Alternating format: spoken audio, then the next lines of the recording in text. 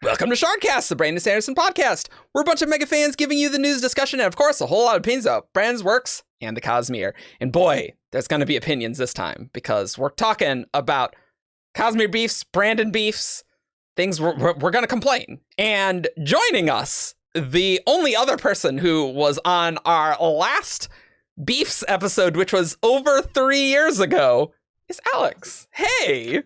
Hi! I have a new haircut for those of you who haven't seen it. I chopped all my hair off. Yeah. And also, I have so much anger, it cannot be contained to one episode. That's right. Indeed. I'm Feather, by the way. Hi. I'm supposed to say my username in the introduction. That's right.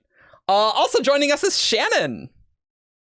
Oh, wow. I never get like this top slot in introductions. You're up here. Yeah. Hi, I'm Gray. I hope you guys enjoy your opinions. I'm excited to get into it. Yes. And also joining us is Jess, my lovely darling wife, who 3 years ago when we did the last Beefs episode, we were not dating. So like that's been quite a thing. The change in the last Beefs episode.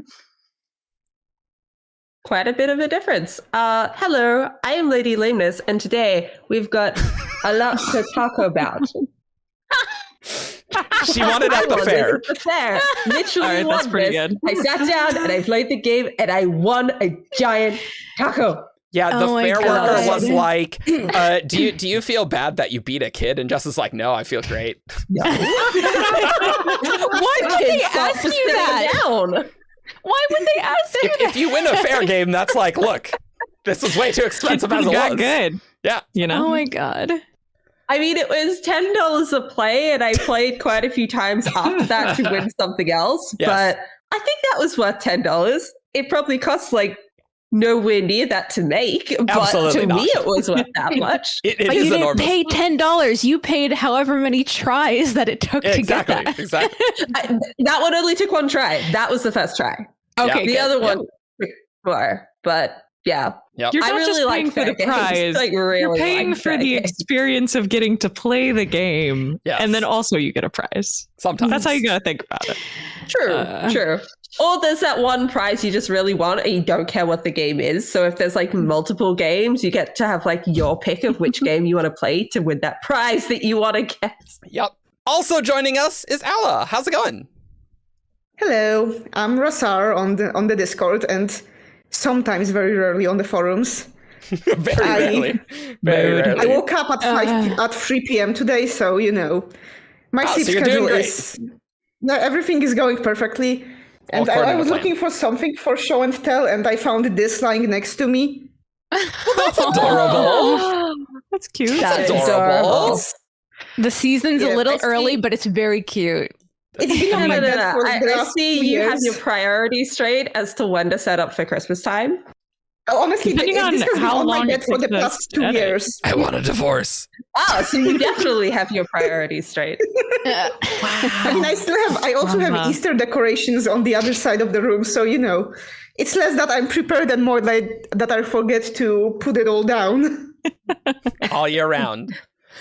It takes so much effort to put it up. What's the point in taking it down? Yeah, you'll just Then need you it have again to next first year. Take it down and put it up again.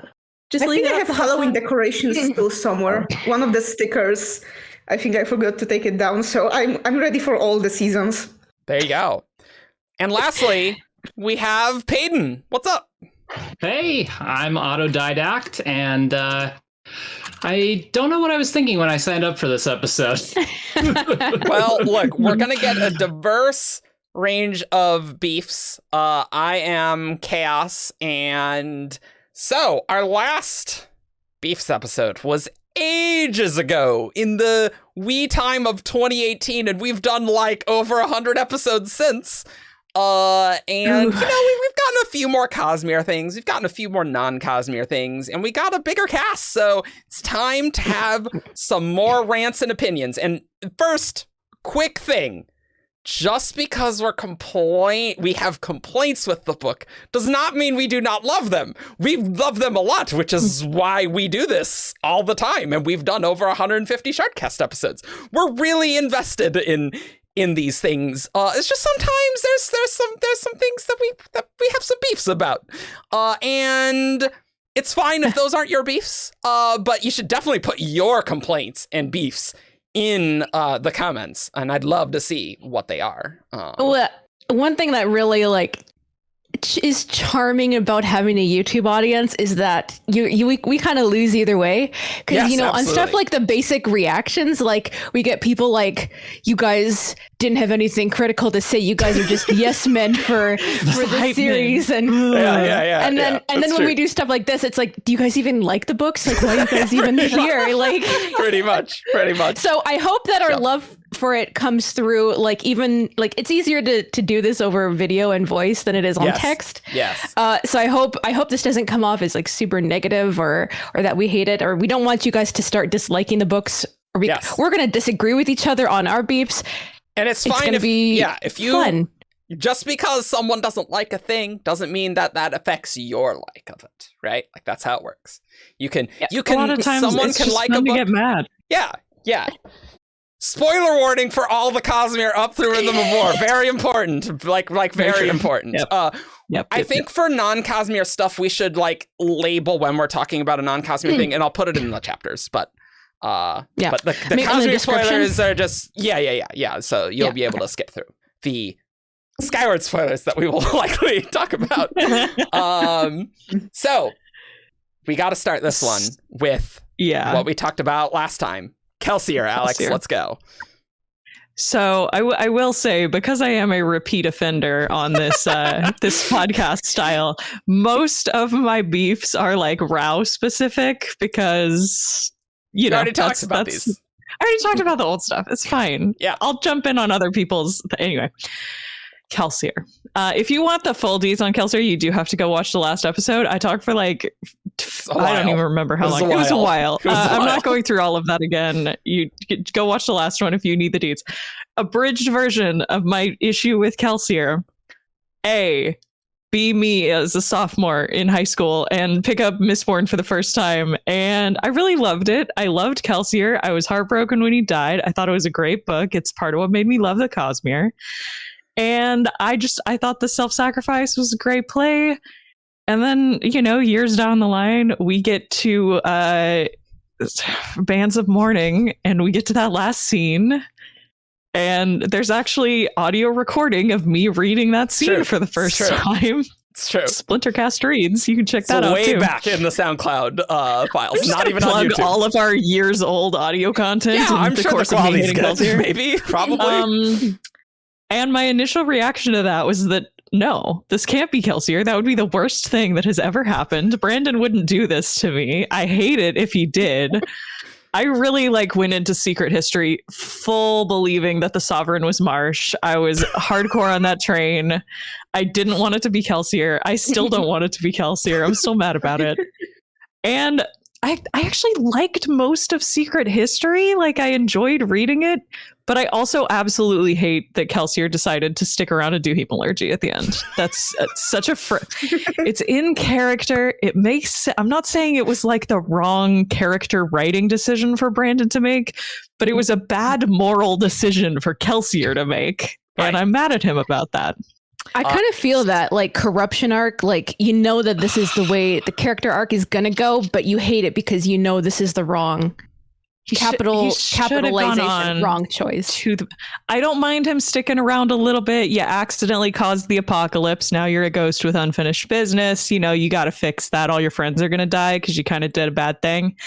That's fine. And then you solve the apocalypse and your friends are going to go into the new world and you go into the afterlife to see your best friend and your wife who's dead and miss you. No, he's going to go do blood magic and try to resurrect. Don't forget, make another religion around him. And another freaking cult. And in the last episode, we were like, we should do a Kelsier episode to see what he'll get up to. Yeah, so we did that after Rhythm of War, so so he's been up to more things.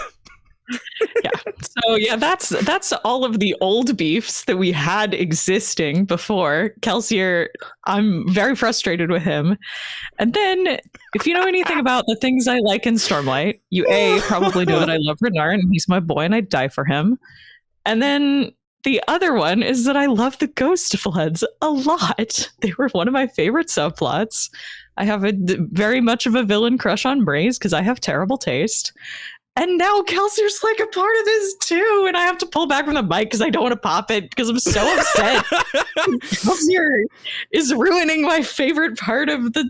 Not just a part of it, the leader of it. I hate it so much. I hate him so much. I want him to die again. I want somebody to go kill Kelsier again. And then we can just resurrect him so that he can die multiple times after that, but he's not allowed to actually do anything else or contribute to the plot. Put him in a gemstone, right? I don't want any more Kelsier. I'm so sick of You should have stayed dead. It was a good self-sacrifice. You were a great character for one book. That was it. That was all we needed. No more Kelsier. Anyway, yep, that's my Kelsier beef. There you go. Oh man, I can't wait until Era 3 Stormlight, or I guess, no, Era 4 Mistborn. Yeah. My tongue is just not working properly right now. Yep. Era 4 Mistborn and Hoyt versus Kelsier is the main conflict. I actually think that's super plausible, yeah. But what if Kelsier's in Era 3 Mistborn? Oh, I think he will be too, yeah. Oh, I really think he is. Honestly, definitely. I'd love him to be as He's going to be the villain of the 3. first book in Era 3, I think. Like, he might be the Mistborn serial killer that they're trying to hunt down. Like, that's really plausible.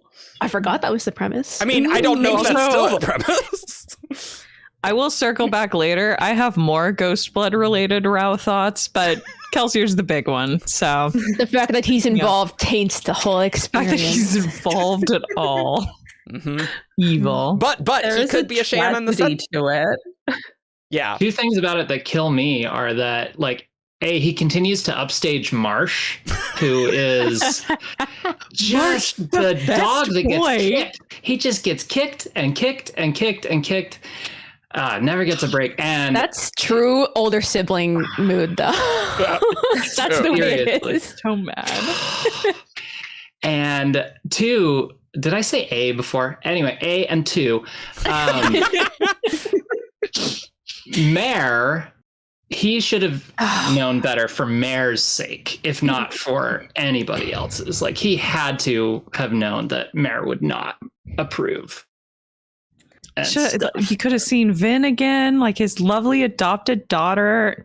Yeah, I was like way hardcore on the Marsh should have been the sovereign. Like, yeah, he says survive, but I figured it was like a doing his brother's work, sort of like carrying on his legacy, sort of.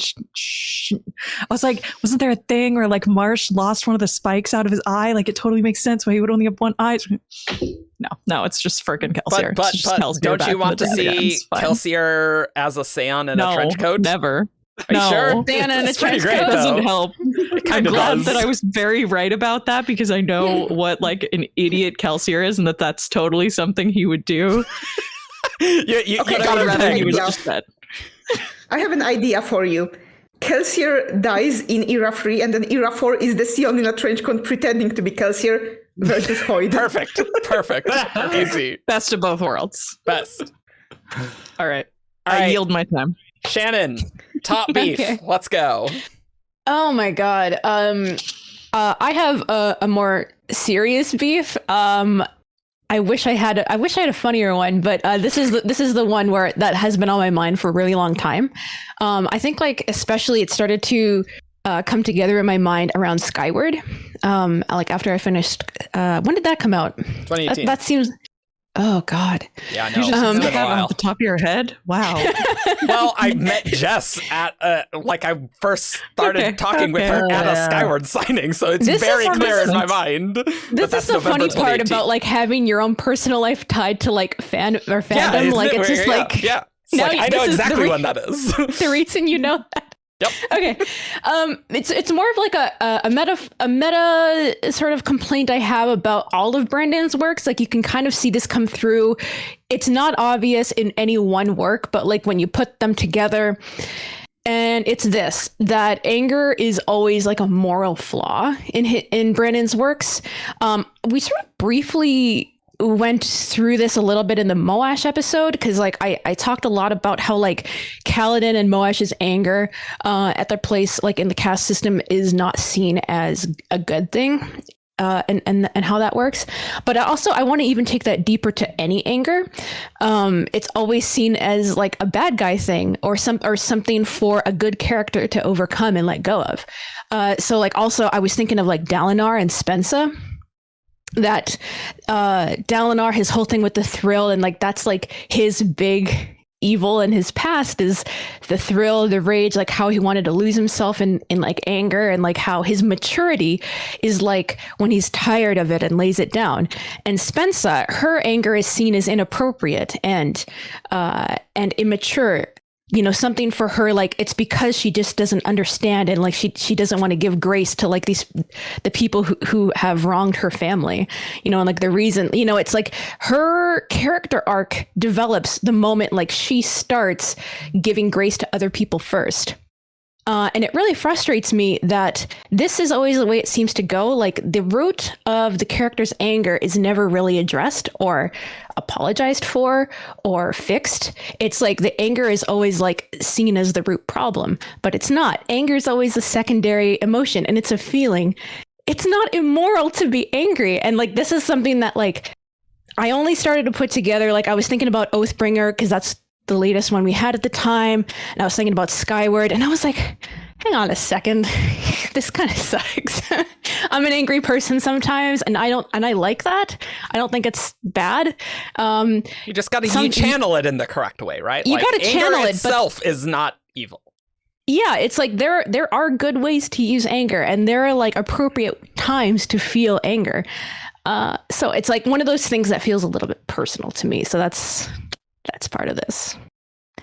I mean, even thinking about the only time Kelsier was ever a good character in Mistborn 1, like that's one of his things that's supposed to be like a character flaw, is that he's so angry at the nobility despite the fact that the Ska are like have horrific lives, and he's kind of justified in that. Yeah, but it is cast as like, wow, he loves killing the nobleman. Mm-hmm. Yeah, hashtag not all nobles with Ellen.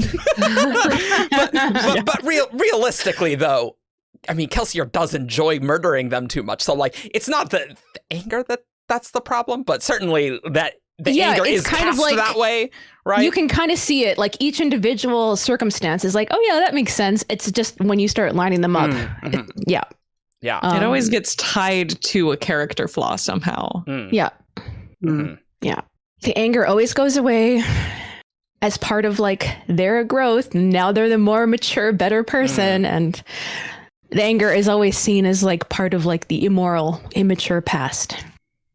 Yeah. Aren't you like, isn't it great how I grew up and put that behind me? This might be a thing. I am not LDS, so I can't say like how central that is to, you know, being a Mormon, right? But like that definitely, because it is coming across, that might be just a thing where Brandon does think it's like, no, you do have to get over your anger. And like, I think that's totally reasonable for you to, you know, attack that idea. But I feel like that might be the philosophy that Brandon's going with, right? It does feel like sort of like an unconscious like root belief. It's just, it comes through in the writing and I don't like it. Might also be because Brandon is not an angry person. Like if you've seen him straight, and like he said, he's basically like, I'm always at like kind of the same emotion and things like that. So I wonder if that's an influence there as well. I have considered it, but then I try not to like ascribe too much to like my own limited outside understanding of Brandon as a person. You know, it's you know, it's sort of like I'm just trying to look at what's there. I don't want to make this weird and personal about a guy I've never met. So it's that is fair. Yeah, some of us still haven't met him. So we got to make that happen. Yeah, one day. Open the borders. Shannon, there was actually an instance of that in Luck. I don't know if you've. I haven't yet. It's out soon. Yeah. I will soon. Yeah. Yeah. So anyway, something to another example to add to the to your list. Although I do feel like David is maybe kind of a counter example. Come to think of it, in I'll have to reread that Steelheart, because he does just like go after Steelheart, you know, and like channels the pain. And he gets to win. Yeah, he does. He gets to win. And like I don't recall any like sort of subplot about him like forgiving Steelheart or whatever and whatnot. That's true. That's true. Like he just kills him.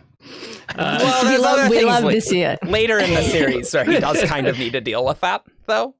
Oh yeah, but not about Steelheart specifically. I will say I think that's a lot of why people have hopes about the Dustbringers being like a righteous anger order. Yeah, and like that their orders will be about learning to channel their anger in productive ways rather than destructive ways. Yeah, like that. I think that would be a good vibe for the Dustbringers. But it's unfortunate that the first Dustbringer that we've seen is someone who's really angry about her station in life and does bad things with it. And also just the Dustbringers are cast as like, oh, maybe don't talk with the current Dustbringers. I don't know about that. Yeah. That reminds me, I have to add one more thing to my list of beefs. Great, write it down. Excellent. Write it down. That's going to prolong the episode. It's all fine. Yeah, that's actually why I'm super excited for a heroic Dustbringer, because I'm like, please let this be about righteous anger. Let this be about, the Ashbred are not like nice, calm. They're not like a very, what's the word I want to use? They're not amiable. They're not friendly. They're not friendly. They don't try to smooth the way. They're like, they have conflict and they're like, yeah, we don't like you. Deal with it. This is what we're like. And we'll find humans in the physical plane that are like me. Yeah. I mean, I think that's good. I don't know when we're going to see more Dustbringers because I don't think it's going to be P5. So it's going to be a while. Heroic Dustbringer, please, Brandon. Yeah. That's why I'm interested. And if it turns out that the order is not really about that aspect, I'll probably be less interested. Well, I mean, it is about self-mastery, so maybe it might even be one of those things where it's like you got to channel the anger, but you have to like overcome the anger still. Like it could still be in that aspect where you have to master your anger and yourself. I will probably, if we ever do like a Cosmere Beefs in 10 years, I will probably be like screaming angry. But I mean, it could work where it's like, oh, I mean, you do need to actually channel your anger in productive ways and not just, like destroy crap around you. You can't lash out for no reason. And so you need to have like some restraint there. And so like hopefully it won't go badly. It feels like it would tie in really well with self-mastery. Yeah. Just you guys wait. We're going to get Shalash as Dustbringer, and it will be all about her being self-destructive. Nothing about mastering anger. Literally. That's literally possible. Self-destructive. Yeah. That's very plausible. I'm like, fingers crossed, please no. Jess, top beef. Well, I'll continue in the vein of running themes throughout Brandon's works, seeing as Shannon kicked us off down that path. The resurrection trope and fake out deaths. I never actually used to mind that much about fake out deaths, resurrection trope, as long as they didn't feel too trivialized or cliche. I generally get on board with them, but the more I read, the more I get annoyed with it, because it feels like it's a cheap way of getting emotions from your audience but not wanting to commit to it. And Brandon does it so often. Could you list the list of people? Yeah. The list of people that I have, and this is full Brandon spoilers. Oh yeah. And these are just the ones that I could think of yesterday. Yasna, Zeth, Kelsier, Embot, Eland, Lessie, Wax, Syl. Kind of the return in a way, Risen, as Otto very kindly pointed out to me. And it's just, some of these I found are fine. And because I read a lot of these before I kind of started getting very frustrated with the use of this trope, I don't mind them when I reread them. But at the same time, it's just, Brandon's very good at getting that emotional response out of people and at getting that like kick to the face, a feeling from people when he wants people to hurt. And it's very annoying that he wants to both do that, but also have everything be fine and not actually follow it through. Because it feels like the stakes in universes and in books get lowered every single time he does that. And I'm pretty sure Brandon's talked about how he wants death to matter, but it kind of doesn't. Like, I think Kelsier is the best example of this, at least personally for me, because I started on Mistborn, I read Final Empire, I loved Kelsier, he died, and I was heartbroken because I kept reading, I was like, Brandon's not, he's not going to kill Kelsier, he's not going to kill Kelsier. And I got to the end of the book, I was like, oh, okay, he is actually going to commit to characters die. And like, sure, he's not going like George R.R. Martin rampant on it, but they don't have plot armor. But they kind of have plot armor. Like, so many of these characters have plot armor, and I don't like it. I don't like the accumulation of all of these things. I don't think any of them are necessarily bad by themselves. And I think if Brandon did it less, then it probably wouldn't be as bad. But he does it so often that it just that I don't like it. It's funny with the resurrection trope, especially in Stormlight, that Brandon literally needed to invent a whole new magical means to make sure people are dead to solve this problem, because the magic is so, like, the magical healing is so high that you needed anti-investiture to make sure things die. Which is funny. For sure. Like, I don't have an issue with like the fused coming back, right? Like that's like that's baked into the magic system. Yeah, and like when a fuse dies, you're not expecting them to stay dead, and you're also not necessarily sad that they're dead because you know they're not going to stay dead. You know, nobody got heartbroken about Moash killing Leshui out in the middle of nowhere. Yeah, well, that actually is why I loved the anti-light thing in Rhythm of War so much, because it was like, oh my god, Spren can die. It felt like real stakes. Ooh, stakes. It was exactly. Stakes. I was just like that. I loved it so much. Like, it was scary, but it was scary in like a good way for the story. I was like, that's actually probably why that felt so emotionally good. Like, it just clicked. And like a Spren actually died there, and you're like, oh no, this is so bad. Yeah.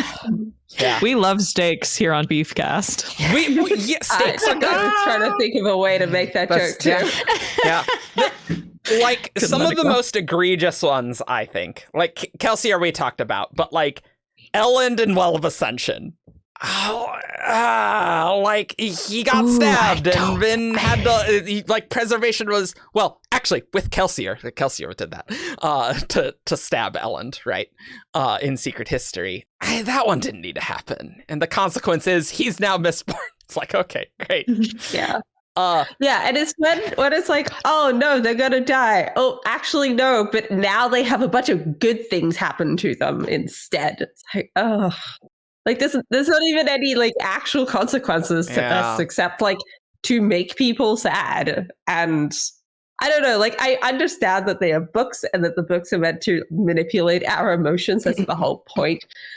But there's different types of manipulation, and this is the type that feels disingenuous sometimes.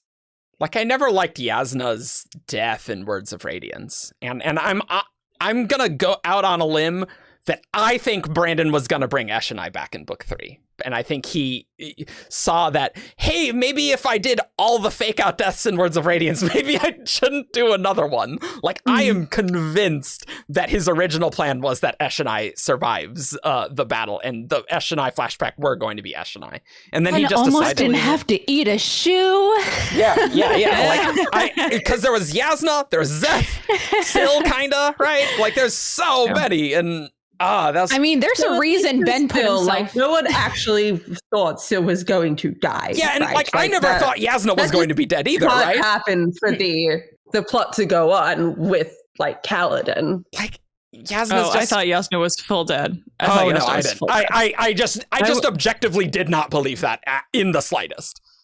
I went out and got the Tumblr URL yasnaisdead.tumblr.com to go with my other Tumblr URL tianisdead.tumblr.com. That aged really well. This was going to be the book 2 thing that we could rub in people's faces that this beloved character. Anyway. Yeah, so that turned out great. But like wax and bands, like I love the scene with Caesar there, but like, did we have to do a sword of death thing? I mean, I guess, but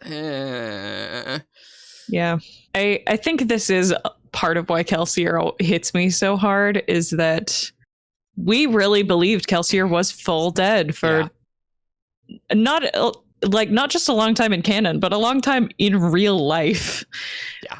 That was what happened in Mistborn. Was Kelsier was a great character and he sacrificed himself and died, and everyone's sad about it, and it was a good ending. And we had a little bit in the annotations of like his spirit's still there. That was him talking to Spook at the last time, and I was like, that's nice. And then he moved on, right? He moved on, right? No, guess not. Do you think what's going on with Kelsier is like? Do you think part of what's going on is like, in a way, your previous view of him died for real? Like, you're grieving the person you thought he was, and now that person is dead, and the person going around being Kelsier is not who you remember him being, and that's sad. Kind of, yeah. I mean, I think it is. Kelsier was at his best in the Final Empire, and everything after that is Kelsier getting worse and worse, and it's frustrating to see from a character that was very important to me early on in my Cosmere journey.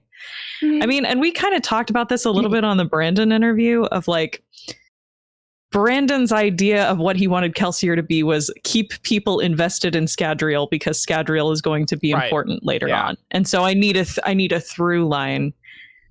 But I don't think anybody thought at the end of, Hero of Ages that Kelsier was going to be what ties. Oh, don't worry, Alyx. It could have been Tensoon pretending to be Kelsier, which was a real thing that he was considering doing, which is still crazy to me. Anyway. I love that he's still around and manipulating stuff, and like I love to hate him, but it's pretty great. He just had such a perfect like. He was like at peace, like he loved Vin, and like had overcome some of like his issues and was like on this nice trajectory, and then it just personally, I want Kelsier to do more things so Alyx gets more upset, so we get to do more of these episodes, because honestly, her reactions are absolutely hilarious. It is hysterical. It's great. Turns out he wasn't at peace at all. He got to the afterworld, punched God, and was like, I'm gonna jet. So well, he is angry and he wants to get things done, right, Shannon? Yeah, I've got a whole thing about like the messianic aspect of Kelsier, that like Secret History really changed the way that I saw that, and I originally thought it was really cool, and now I think it's kind of really bad, and that he's a worse person than I thought he was in the Final Empire even. So we're so below his station. Anyway, enough on Kelsier. Alla, top beef, let's go. Oh my. Okay, so I kind of tying up with what Gray said earlier, but I am very frustrated with the half-assed way that Brandon did the class struggles in Stormlight. Okay. Especially in Rhythm of War, because it kind of got weaker from book to book. Because in Way of Kings, you have this major plot side of like Kaladin is a slave, and this is bad, and slavery is bad, and the way Sadia treats slaves is, and so on and so forth.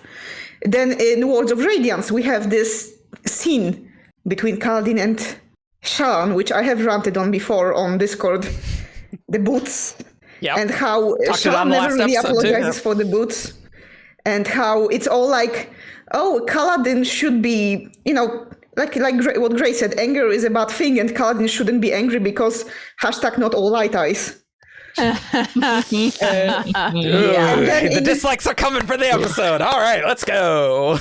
Oh, please. I have, look, my agenda for today is disliking the class struggles, disliking Jasnah, and disliking Raboniel. We're going to have Oh boy, downvotes. okay, all right, prepare your dislikes. And make sure to comment below and dislike to raise that engagement. I'll Thanks, support guys. you, Ala, at least in some of these. Okay, but yeah, back to the class struggles. Then in Oathbringer, it's kind of a side issue. Shannon never really gets to like acknowledge the fact that she keeps like punching down with her jokes on Kaladin, and Kaladin has to deal with the fact that he's part-time Lightais now. And then in Rhythm of War is just under Jasnah, the eye color doesn't matter all that much. And that's it. That's all we get about the class struggle. You're so right about this, though.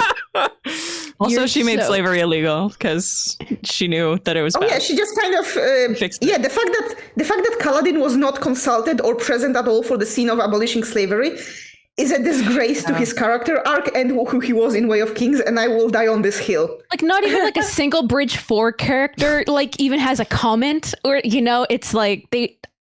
It's a different plot arc. None of It's those a other different- characters know anything about it.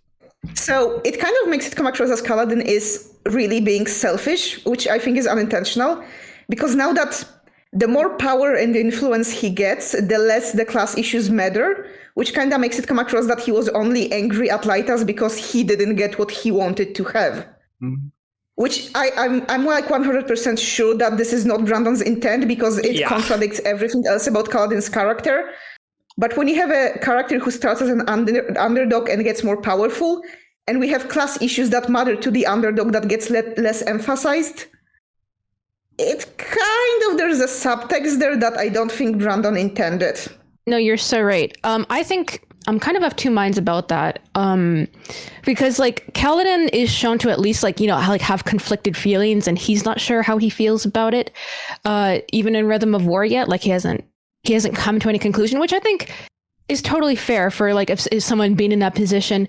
But I also think that's kind of like the unintended consequence of having one character be the linchpin of that whole world building point is like this whole aspect of world building of like the caste system, and you know, and like and how brutal it was, and how complex it even felt like back in Way of Kings, totally falls apart like once one character like viewpoint is like a little bit less concerned with that. I think it's kind of a consequence of like maybe even like world building, because it's part of me like if Kaladin was a real individual, I would not really be interested in blaming him for you know hands off, not really sure what to do about his new situation or like what he feels, because it's never happened before in this culture's history. The Alethi kingdom was born after long after people were being radiant way back in the past. Yeah, and like I definitely get the frustration, because Rhythm of War, it's like a couple sentences in the whole book, and that's the only time that gets devoted to this whole plot or this whole subplot world building thing. Yeah. I don't mind that Jasnah cares and wants to like dismantle slavery and the caste system. I care that she and like she has like this vague but complete 100% complete credit for being the one to fix the system, to fix her society. This should not have been up to one person to fix. It shouldn't have been Jasnah's sole credit. It was just so frustrating. I have a bunch of side beefs connected to this main beef of like half-assing the class system, but I think we can get to Jasnah later. But what you were saying before about Kaladin being our main POV on this issue, my problem is that Brandon only represents the class struggle of Dark Eyes with two characters, which is Kaladin and Moash, because Bridge 4 is basically just Kaladin's yes man when it comes to this. They never have their own opinion on the topic, pretty much. Maybe there's like one bar scene when they talk about it, but at the end of the day, they always just fall behind Kaladin. So we get one viewpoint, which is, like I said, not all Light Eyes. Let go of your anger, accept your place, and you are Light Eyes now. No problem. And then you have another viewpoint, which is like caste system bad, so I am angry about it, and this is evil, so now work for the god of hatred now. And we are kind of, I feel like we are really lacking a character that would stand in the middle of it all. Like, I am angry about what's happening and I'm doing things about it, and I'm not going to treat you with light eyes because this whole system is messed up and I want it gone. We're kind of lacking this sort of middle viewpoint. And yes, this is about cutting down characters, though I will say we could have swapped in one of the Rhythm of War interlude characters for something like this. And I think you all know which character I'm talking about. I can't argue with that, even though I didn't mind Aiden. But yeah. And it just infuriates me that we kind of end up, because Kaladin and Moash are so opposite on the ends of the scale, and because they end up on the opposite sides of the plot, the stances they end up representing regarding the treatment of light eyes and dark eyes end up having this morality ascribed to them, which is anger, like Gray said before, anger bad, compliance good. Mm-hmm. And yeah, I am still very infuriated by the scene of Yasna saying that she's going to abolish slavery and none of the Breach 4 characters being there to react to it. Or even like in another scene or place that people are reacting to this or having been consulted on it or have thoughts about this. Or hijack that part of it. Yeah. I think the thing that gets me about Yasna being the one to do this is just that we have never seen her have any stake in any of these social issues. We've not seen her be an abolitionist. We've not seen her really interact with like dark eyes and the caste system at all. And it's just, she's a historian and she's really smart. So she knows the right thing and she's looked at history and this is the time to do societal change. And it's like there's no emotional stake in it. And I think like comparing that to say like Kaladin's mental health journey that we got at the start of Row, I wish we had something like that for his struggle with the caste system. Like it was so fulfilling to see him go up against a bad system that was hurting people that he had investment and experience in. And then we don't get any of that on like the dark eyes, light eyes side. It's like, this could have been good. This is like, I think, part of why in Oathbringer time, I did not like the Kaladin Amaram fight at the very end. Because like there's so many things connected with it. And then we just said, Amaram, he's crazy. It has all these spiky things. And we just like, big crystal monster. We like just barely bring it up. And so I was like, that's probably the only thing that could get me to care about an Amaram criticism. Most people complain about the Amaram thing in Oathbringer because they're like, oh, Amaram suddenly became so much less complex. But I'm like, because, it's just like flattening the caste system. It's like, I think people noticed it more in Rhythm of War because this is the point where it's obvious that this plot has kind of just been dropped. Yeah. But looking back, I think we can see that it started in Oathbringer. It was just kind of not important. Yeah. Yeah, like I said, it's been kind of lowering in intensity throughout all the books. Like they started as this major part of Kaladin's character in Way of Kings, and by Rhythm of War, Kaladin is not even involved in whatever vestiges of this plotline remain. Okay, like I just had the realization, this plot is only about Kaladin's character development. Yeah, it's all internal. Yeah. This plot only exists to develop Kaladin, and that's why it's been dropped as things get like less important for Kaladin, because the only purpose of having the caste system was to make Kaladin start in one place and end in another. Oh my god, this is terrible. I'm so mad. It's true though. It's true. Yeah, it's treating the worst part of it is that this is something that will resonate with a lot of people IRL because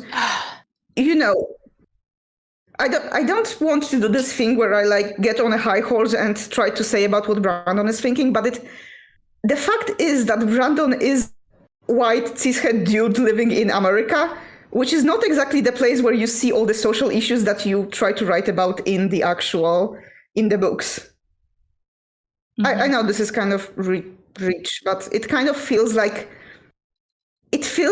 Brandon is treating this whole caste system as a tool because he doesn't feel as strongly about it as some other readers might. Mm-hmm. Yeah, it feels like very much the Dark Eyes, Light Eyes thing is for something Kaladin personally needs to wrestle with his own emotions about it. And also it's Moash's motivation for becoming evil. And that's it. That's basically it. Yeah. pretty much. Because this series, like, Brandon made a choice, and it's not a bad choice, that Stormlight is more about personal betterment than anything else. And there are points when this is like the right choice. This is very powerful, very like inspirational. We need to see like one person go through this.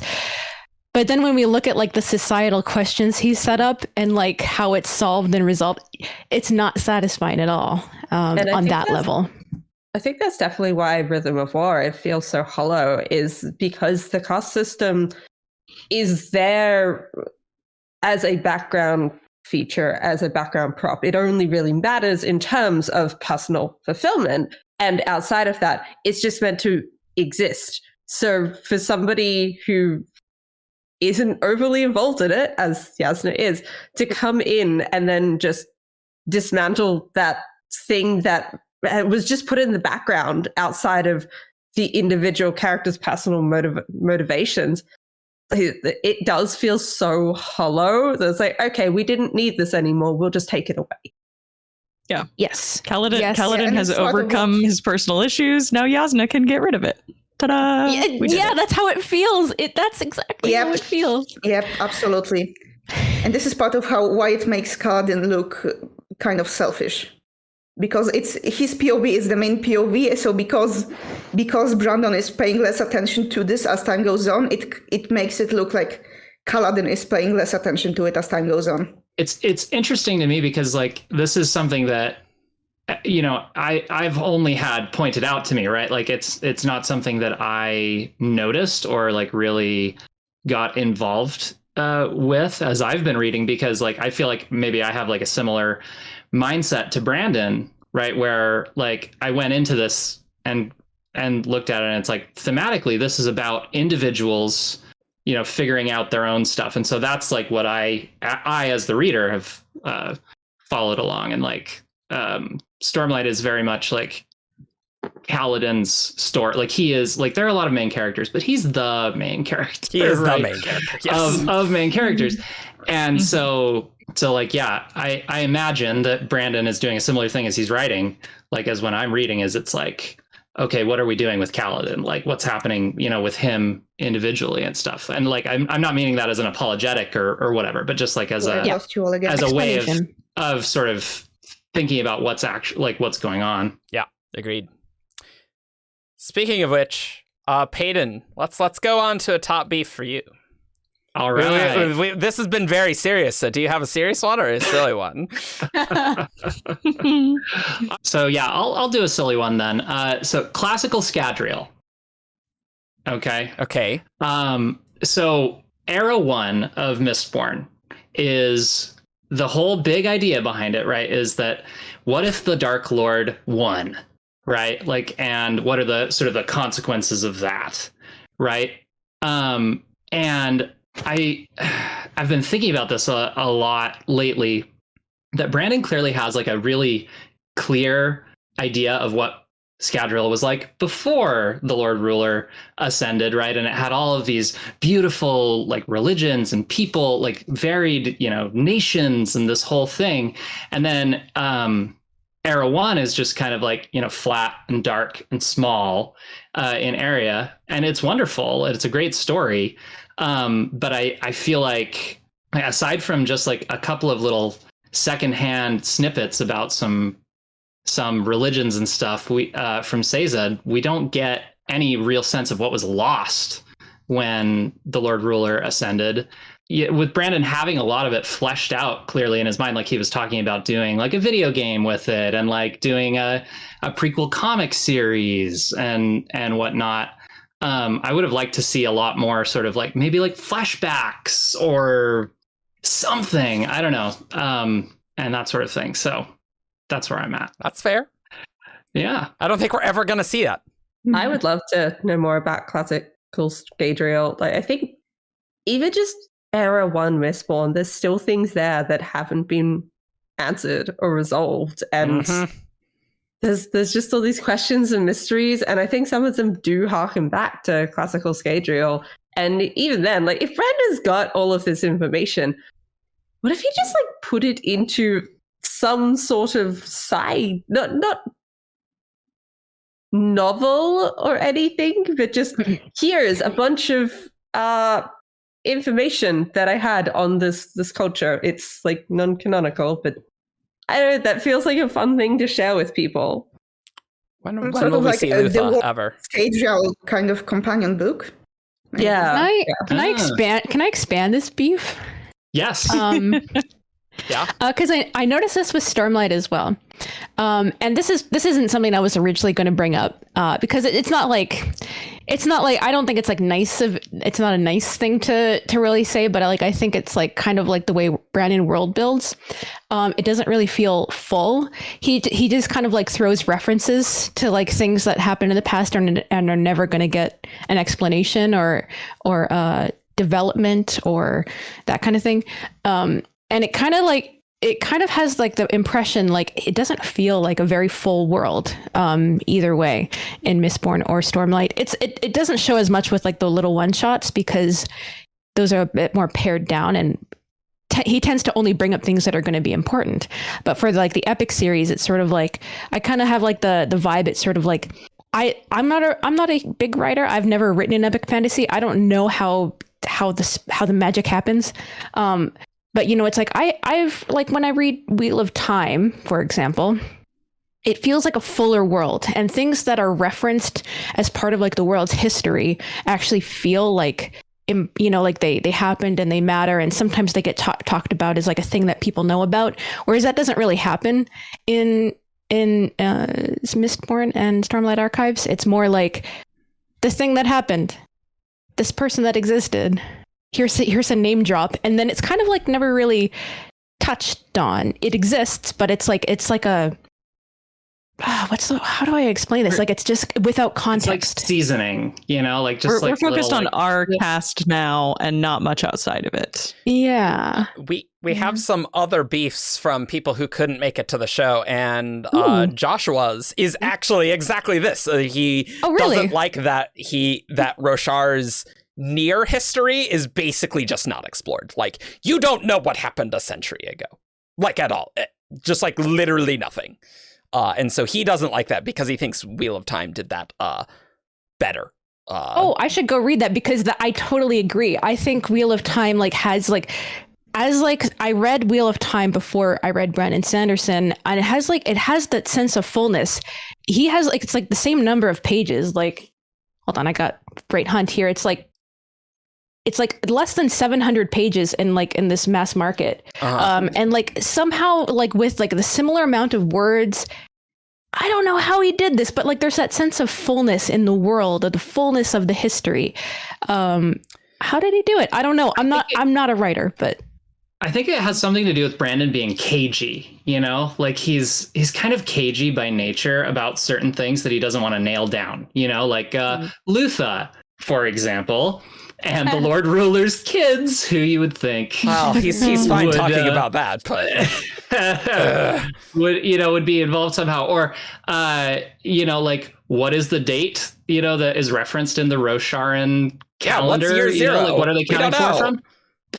We don't know, and he won't tell us, because he's trying to. I don't know if he's trying to keep it under the lid, or if he doesn't feel comfortable putting it out there without having it fully, more fully fleshed out in his mind or something. But it's like he has all these ideas, and they're complicated and they're cool, and he loves referring to them, but in a kind of cagey way, oh yeah, maybe someday we'll get into that. But for now, Rafa frustrates me a bit because the way that Brandon does it creates the situation where I now expect him to answer these things. I'm expecting an answer to Lutha. I'm expecting answers to the other Era 1 mysteries. But at the same time, I don't know if we're actually going to get them.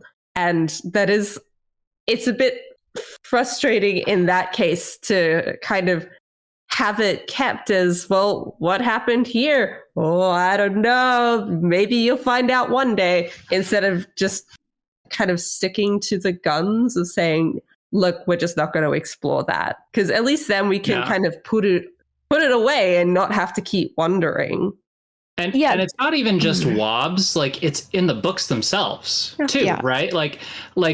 thinking about it, like it extends forward into the 300 years, right, between Era 1 and Era 2. We don't know much. True. Like, if anything, about like what happened there. And like, you know, he sells it as like the events of Era 1 have faded into myth and legend and stuff. And like we have street names and like we have the really stupid mythological names for everyone in the crew. I like them. I like Vinwark as a month. I think it sounds awesome. No, the months are great. The months are great, but like calling her the Ascendant Warrior. I think that's awesome. I think advisor to gods is just... The Counselor of Gods. I think it's cool. This is a great beef. This is a great beef. I think it's cool. But I think what happens is Brandon is very focused on the deep history aspect. Like in Stormlight, he knows stuff about the Recreant's time, right? Yeah, he knows the desolations way back when. But not even like all the desolations, like probably the first desolation and the last desolation. He I hope, has those down, and like even pre that. Like, so he's got the deep history, but not really a lot of the near-term history. Like, so I think he focuses on that. And I think Era 2 is a great example where it's like, oh, well, we already saw the myths, and now it's sort of coming in that mythological sort of way, in that Era 2 already has its deep history and you already saw it, which is very cool. But again, we don't know what happened really a century ago, other than vaguely. It feels kind of constructed in that way. Anyway. Yeah. Part of why I wasn't going to put this like as a beef at all is because like I think this is just kind of like the trade-off. A lot of the books like that I think of when I think of like really full worlds with full world building, they feel like fully realized. I've seen the word full a lot. Is that are you hungry or are you full? they're the kind of books that also a lot of people find the prose difficult or more meaty or difficult to get into. Whereas like I think the focus that Brandon has is like it makes it a lot easier for especially like newer fantasy readers or people who don't like that style to get into. And I think that's just like a style thing. I think it's the trade-off that we've made for the way Brandon likes to focus his books. So that's why I wasn't like putting it on like I really hate this about this book. I'm so irritated. It does give me that feeling of, wow, I really feel like every Stormlight book could have like had another 300 pages. It doesn't really need pages, but it needs more of that, like the background filler stuff that makes it feel like a bigger world. And I know some people hate that. Some people are like, no, cut filler. That stuff sucks. Cut the fluff. And I'm like, but this is the kind of thing that makes it feel more real to me. So it's like, that's my trade-off. I'm like, I could have like another 100 pages to fill this Stormlight book with just the stuff that doesn't matter, but would make it feel more satisfying to end the book in the first place. That's just me. Yeah. I think about like, I actually had not really clocked this about the Stormlight books, but as we've been talking about, I'm like, man, yeah, you guys are kind of right. It's kind of weird that we don't have a lot of like near-term history affecting the plot at all. And one of the things that came to mind was like a big historical thing that has happened is like the unification of Alethkar. But that happened because one of our main characters experienced it. Yeah. Like that's why it needs to be important to the plot, because Dalinar was there and he did that. Barely know what happened, but like, the 10, 15 years before Gavilar. Nothing, basically. I clock like I've clocked that like Yakaved feels like it should be a much bigger deal than it is. And I was really thinking culturally, like we don't really know how they're culturally distinct from the Alethi at all. They're supposed to be more emotional, apparently. Yeah. Like, that's mentioned once by Lynn, right? And it's like supposedly they've fought for like years and years and years, and there's like this big rivalry, and they're always like going to war with each other, but it doesn't really have an effect other than like, that border skirmishes with the Vedans. That's a thing that happens. It's like it kind of ties in with what we were talking about earlier, where the world building feels subservient to the needs of the characters. So the caste system exists to motivate Kaladin, and the Alethi history exists to motivate Dalinar, and Yakaved should in theory motivate Shallan, but Shallan spends barely any time in Yakaved, so it's not important. Young and isolated, is so Shallan's Yakavedness never really comes across. Yeah. Like, Yakovet is supposed to be this more pious country, but she never really comes across as... Maybe it's just me not being religious, so not noticing it, but she never really comes across as being religious in the books. It's not really there. I will say, I kind of see it, not religiousness, but like this sort of like... Shallan has the sense of like things in order as they should be, and that kind of tracks with the way Vorinism works. It's a very hands-off religion. Yeah. But Vorinism is hands-off, but it is also very focused on like the proper order of things. So like I saw, this is one of the things that also fades as the books go on, but I noticed this a lot in Way of Kings, in that like Shallan is very like offended by Jasnah being out of place or arguing for things that are out of place. So like to me, I can see that being part of like the religiousness is sort of like Jasnah is not in her place. She's not like in her nice Vorin spot ordained by the Almighty. So like that's kind of like how I'm seeing it, but it's a very like under the surface kind of this clicks for me. But like, you know, like there are different ways to be religious, and you know, like I think with Vorinism being so hands-off, which is a weird choice for people who are religious in that form, like how do you show that they're religious when all they do is pay people to pray for them? But money. This might be a like an artifact of Brandon getting older, right? So like he initially, like when he built all of this, right, he had this explosion of ideas, right? And he's like, I'm gonna do this, I'm gonna do this, I'm gonna do this. There's gonna be 48 books, and like we're gonna have all these planets, and like look at all of the cool like stuff that I've got, you know, on the back burner. And then in recent years, I feel like he's really sort of tightened it up, you know, like I have got to finish Stormlight now. Yeah. And I think that sort of lends itself to that feeling of pressure, like time pressure to get it done, has an effect probably on the way that he reveals things and puts things into the books. And it's a reason too, like one of the things I have written down is that like we don't have a lot of smaller Cosmere stories, right? Like we have Cell, we have Rasarr, we have Scadrial, right? And like he sells it as like this big interconnected universe and stuff, but since he hasn't had time, you know, or ability to do any of like the smaller things, you know, that he big brained years and years ago, it can feel a little bit small, like with the interconnectedness, I feel like too. Sure. So we're gonna pause for an ad break from our sponsor. Do you love bacon, but you're against killing animals?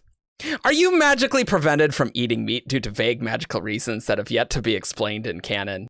Have you hopped many worlds to try and get the meat? Well, come to the Soulcast Meat Emporium. We have a tradition of soulcasting perfect meat back from Ashen before our friends totally destroyed that place.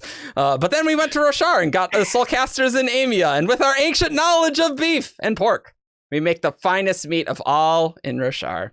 Come today. Amazing. Thank you. Thank you for that. Thank you for that. You're welcome. A Cosmere Beefs tradition. Yeah, you got it. You got it. Coyd could eat soulcast bacon. That's the inspiration of that one there. Oh, good. Yeah, that's a new one. Interesting. Yep. Man, maybe you two should be on WoB episodes, and maybe you'd know these things. Well, tell us when WoB episodes are happening. If only there's a news channel or something. He's magically compelled. He can't eat meat. Yeah. He's not a vegetarian by choice. That's true. I didn't actually even know that, so. There you go. Vague and not explained in canon very well at all, really. I think it's tied in with his can't do harm to other living beings. Yeah. That makes sense. Yep. All right. So I'm going to do my top beef since the Oathbringer times. Watch the last episode if you want to hear me complain about Zane, because I complained about him a lot. And other things, too. But we got to go over to Skyward, and specifically Starsight, because... we got to go deep. We gotta delve deep, you might say. You gotta delve down. So I have a problem with the Delvers in Starsight, because you exit Skyward. It's like, whoa, these eyes, those are crazy. And like, it's really like kind of horrifying and terrifying. And then you open Starsight, the Delver just kills everyone in Detritus in the Second War. Amazing. You're terrified. You're going through Starsight. You're going through Delver mazes. It is awesome, and the Delvers are spooky. Until the end, where a Delver appears in Detritus, immediately is sent away to other places, and basically does 0 damage to Detritus, like nothing, literally nothing. Even though we saw a thing where the Delver seemed to really destroy Detritus really fast and kill everyone there. Then we go over to Starsight. Okay, that's fine. The Delver moved to Starsight, but then the Delver does basically no damage there either.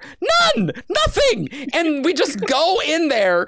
They go through the Delver maze, and it's like, oh yeah, the Moriamer, he can see through the visions. And then we're like at the end, I'm like, wow, that was really easy. Like, it felt so easy going through that. And like during this, apparently Starsight is fine because it took minimal damage the entire time. The world destroying thing. It's like, I don't know. I'm just gonna chill around, I guess. I don't know. And then we get to the center of the Delver, like, ooh, what's there? And Spencer goes in there and teaches the ancient eldritch beings and stuff who have existed for and that really hate people. That's like, through the power of friendship, you should not destroy Starsight. It's like, that's what we need. This is the power of friendship, that they're people too. And the being who has existed for who knows how long, maybe it was a Delver who went in the past to wreck entire worlds. They're like, you're right, I'm out of here. I'm good, actually. And 0 damage happened to Starsight. No one dies. The only person who dies in the entire big climactic battle against the big climactic beings who destroy everything of life on an entire planet very quickly is Hesho. The Delver didn't even do that. The fact that it was so easy to do that kills that book for me. Like, I love 95% of that, but that ending, like, you couldn't have like killed people off screen or something. That's like, wow, we took like 30% casualties, but we're okay. And like, it killed like someone we knew. I don't know, introduce some side character that Kuna had or something and kill them off in the battle. I don't know, who cares? But just nothing happens. Everything's fine with the power of friendship, and it is infuriating. You were tricked by how brutal Skyward was. Yeah, yes. Exactly. Yes. I was expecting the same level of stakes throughout Starsight as I did Skyward. And I agree. Like, I do not think it was there. And the Delver thing also really, really got to me. But the thing that kind of made it worse for me is I thought that the Delver maze stuff earlier in the book with the Starsight fight was some of the most interesting stuff in that book. Yes, absolutely. And then you find out what you've been trying to figure out the whole time. And I was unimpressed. Yes, it deflated me. The world felt small with these, like, because in Skyward, the Delvers were just set up to be so awesome, and then it's just like, it's friendship. That's the solution. How to get in the middle of the Delver? No, to our knowledge, literally no one has ever gotten into the center ever, literally ever. And I think there was talk about how there was, I think, someone who might have, but I don't think they returned. Okay, yeah, okay. It just felt easy and convenient, and the casualties were hilariously low for a world-destroying thing. Like, I think that is really upsetting, that you were set up to be so catastrophic. And it's like, no, everything's fine. No, we're good. Let's have a fake-out chapter at the end to have some actual stakes, because none of the stakes mattered for the world-ending things, so why do we even care? So we gotta do some other stuff. I like I'm not salty. Fake out chapter stakes. Yeah. I we mean, love steaks on the beefcast. Yeah. We'll go to the Soulcast Beef Informia. Yes. Yeah, but honestly, I just want to say, but yeah, I have said it before, but Starsight did not work for me as a sequel for several reasons, and the Delver reveal was one of them, because Delvers are set up are those incredible eldritch beings, like spooky and scary and unknowable, and we're talking. This is sci-fi. We should have weird aliens, and I know. Can I go into a sub beef on this one? Yeah, go into a sub beef. Do it. Let's go. Sub beef. Yeah, it's one of my problems with Starsight. Others is that even when the aliens are inhuman, they still feel human. Like we have a species that sapient smells, but somehow still uses she and he to refer to themselves. Or we have descriptions of those species that are supposed to be like balloons, or like I said, smells, but most of what we see are humanoid, two-legged, two-armed creatures. Mm. And Delvers kind of fall victim to it as well, where we have this creepy creature setup, but at the end of the day, it turns out it's just an old neighbor who doesn't like all the noise that he's hearing from the other side of the fence. Get off my lawn. Pretty much. Yeah. Those signals. Get off my lawn. I'm out of here. I did think that the aliens were pretty good in Starsight. Like that with the Figments, like there's some relationship with the humans, and I don't know. There's some weird stuff there. And I did really like the aliens. Like there are a lot of humanoid ones. Them. I didn't. I did hate the kitten. You did hate the kitten. I did hate the kitten. I thought the kitten were too on the nose as a mythological reference, and I didn't like it at all. There you go. My Star. Yeah, the kitten are a separate problem for me, but that's for another moment, maybe. You know what I love about this is that anytime you ask Eric about this, he brings the same level every single time it comes up. I love that about.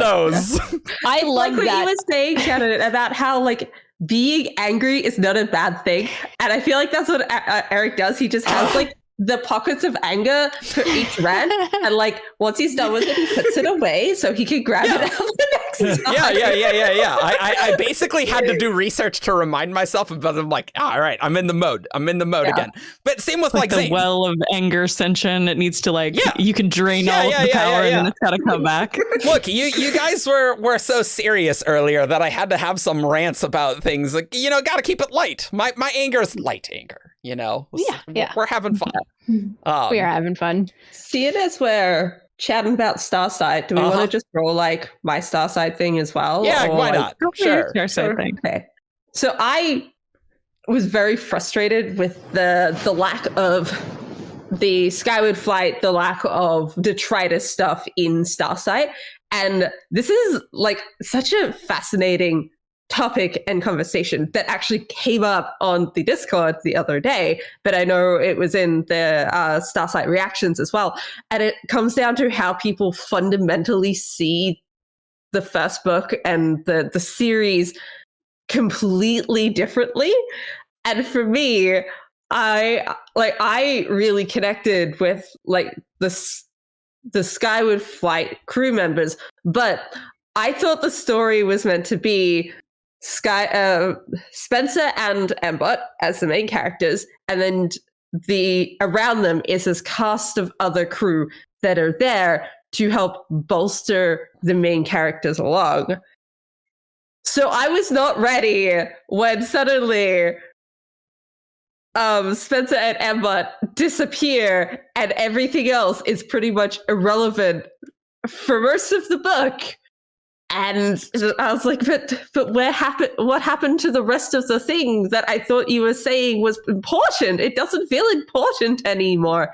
So I was very frustrated reading Starsight because of that. And then the Delver stuff also really got me. But God, I really thought that the first book was setting it up, that it definitely was a Spencer and Embot story, but it wasn't just Spencer and Embot outside of absolutely everybody else that was originally there. And it's like the alien cast is like, oh, we have another flight and you're gonna like them just as much, but it's like, but I like the other cast and this is just like a replacement.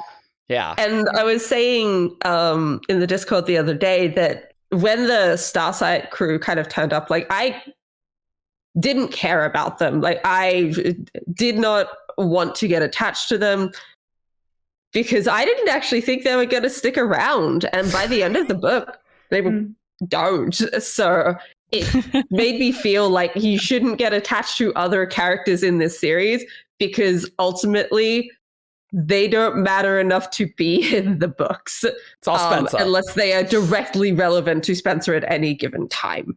And that is a choice that Brandon can very much make. There's nothing actually wrong with that choice. It's just not what I thought it was going to be. So I felt real salty about it at first. Are you guys all excited to read Cytonic, where there's Delver Flight School, where we get to meet a bunch of Delvers and then we'll not see them again in the next book? Perfect. Confirmed. Well, we can do that now that there's 4 instead of 3. So. Oh, that's true. Yeah, I guess. Yeah, I would say I definitely agree with what Jessie was saying about the characters, because one thing that makes me annoyed at Starsight is that at the start of the book, the way this is set up is we have the plot to smuggle a bunch of characters into the superiority space to have them introduced. So it's like Brandon is teasing the school spy plot. And then Spencer just meets Alanik, who is just a non-character. Spencer just meets Alanik, and suddenly Alanik does the plot thing of take up my coordinates and go. And she just blows out of there, and there goes the cool plot that I thought was going to happen. Here's the translator pin and the holographic thing to make this plot line work. Here you go. Alanik is also a wasted opportunity. She's like she only exists in the plot to look pretty and to give Spencer and nothing else. Alanik's plot functions could have been fulfilled by just a space vending machine dropping out of the orbit. Hello, I am Spencer, space vending machine. Please accept me into your superiority flight school. Oh, this broken drone has coordinates in it. Wow, okay. There's also this fact that Kimalin says like, oh, she's so beautiful, like the devil. And it kind of sets up that Alanik is some kind of a bad thing that's going to somehow fundamentally disturb everything that's happening on the Tritus. Nope. But no one cares about the Tritus in the plot after Spencer leaves for superiority. I mean, there is one of the novellas that we're getting around Book 3's launch. One's called Redon, so I would assume that we will get a lot more Alanik there. Fingers crossed. It'd be nice. Yeah. It would be nice for her to be. I know that the worst case scenario for me for Redon novella is that it's background to Alanik and that the book ends with her arriving at the Tritus. Oh, God. Very possible. Yikes. I didn't even think about that. See. Yeah, I was remembering back to when I finished rereading Starsight the last time, and what you were saying about the whole plot point at the beginning, where they're like, "Oh, what if we create like this special squad for Skyward Squad, and then you guys can learn together to like be better at being a spy." And then Spencer's just thrust into it. And I have no issue with Spencer being thrust into it. I'm just really annoyed that it's like, what if we set this up? Oh, wait, no, we'll just bypass it. Like, you just didn't have to do that. You could have just had them doing their everyday stuff, worrying about the Delvers, and then Alanik crashes. It's like, oh, this is an opportunity we use instead of, I guess it was to like seed the fact that it was meant to be a spy mission. And that Spencer wasn't any good at spying. I just really don't like the way it was done. It seemed pointless. Yeah. Apparently, Brandon has said that originally he planned for Skyward Flight to all infiltrate there, and he felt that stretched plausibility too much, which, I mean, it kind of would. Like, that seems a bit extreme, but... It makes me sad, though, that we're just... Yeah. Because there's so much stuff left on the Tritus, like there's a whole maybe the subplot background detail with FM in Skyward, where she's part of this group that is morally opposed to the order of things, the military junta that rules the Tritus. And this kind of this feels like it's a setup for something, and then it's just, again, let's hope we get this in the novella. Well, one of the novellas is FM. Brandon said that. Yeah, precisely. Which is good. We're getting 3. Fingers crossed for all of us. There are 3. Yeah. Just the the setting of Detritus as well. Like, I find the planet fascinating, and I'm really hoping that we learn more about Detritus as a planet going forward. But I also have that worry in the back of my head that it's going to be what we were talking about before with Mistborn and Stormlight, where things are only set up to a certain extent, and then it has a backdrop, and any questions that might be there probably won't actually be answered because they haven't actually been figured out, and Brandon probably won't give answers for them. So I do really hope we get more information on Detritus the planet, because I just want to know how and why and what. Yeah. He's like, ooh, it connects to this like dangling thread at this tantalizing hook at the end of Defending Elysium, about, oh, everything's going to change now. And like, we still 2 books in, we haven't gotten any history of like what happened in between now and then. It's like, I mean, I do think there are references to it, like the 3 human wars and stuff. Like Starsight did do a lot to expand the universe, which I did like. Yeah. But that's one of the things I did like. Yeah. All right. Non-Skyward beef. Who wants to go next? Okay. I am going to take all the rest of the beefs on my list that I haven't crossed out, and we smush them into one. Okay. It's going to be a meatloaf of beefs. Okay. Okay. Mostly because they're all from Rao. They're vaguely related. I'm going to call this beef the greatest plotline that never happened that Brandon promised me it would. Okay. Which is that at the end of Oathbringer, when we're doing the little here's the trailer for the next book, here's where we're leaving all our characters, we're gonna have a year and then we're gonna come back and stuff's gonna be cool or whatever, we get this really interesting letter from Mraize to Shallan that he wants her to investigate Ja-Anat, and I'm like, oh my god, Rao is going to be the greatest book ever. We're going to get Shallan and Ghostblood things working with Renarin and Ja-Anat, and this is going to be a major subplot of Rhythm of War. I can't wait. That's all of my favorite things. I love the Ghostbloods and I love Renarin, and Ja-Anat is super interesting. It didn't happen. Spoiler alert for Rao. This plotline did not exist. Yeah. We tried, but then it didn't work, and so then we're done, and that's it. Yeah. We check in, it was like, oh, I guess Ja-Anat's gonna send Mraize a sprint. And then that's it. Ta-da! Which leads me to my 3 issues, which is, A, we overall just didn't have enough Renarin in Rao. What we got was good, but also, I really wanted this Ghostbloods plot. I thought Brandon promised me. And I'm sad that, the Ghostblood stuff is kind of quote unquote over, at least the way that it has been so far. I really liked the, getting inside your head. Are you going to join us? Shallan really enjoys being a Ghostblood, but she also hates them, and that whole dynamic. And it kind of seems like, no, she made her choice and now they're bad guys. Sure. And it's it's fine. I'm going to miss always it. Bad guys? What? I mean, yes, but Shallan hadn't come to that conclusion yet. She wasn't fully sold on that. So I'm like, and then I go on, and then Kelsier comes in, and that's just more salt in the Ghostblood's wound. And it's fine. And my final little bit of this beef is, not only did we not get enough Renarin in Rhythm of War, we got a couple scenes that were very good, but Oathbringer spoiled me. We got so much good Renarin in Oathbringer, and there was not that much in Rhythm of War. And then Kaladin has to mention offhandedly to his dad that there are 3 Truth Watchers in the tower. And we never find out who the 3rd one is. Maybe they're the one who got stabbed. Yeah. Oh my god, I'm so... I was like, oh my... I mean, because he's talking about Truth Watchers who can heal, because he's talking about Liren. So I assume Renarin is one. Oh no, Renarin can't heal. Renarin heals. Yep, Renarin heals. And then the stump is the other one. Arshkam. I can't say her name close correctly. enough, sure. Close enough. And then whoever the third one is that we never meet and we never hear what they're up to, unless I forgot, but I was very closely on the lookout through the book, like, who's the third Truth Watch?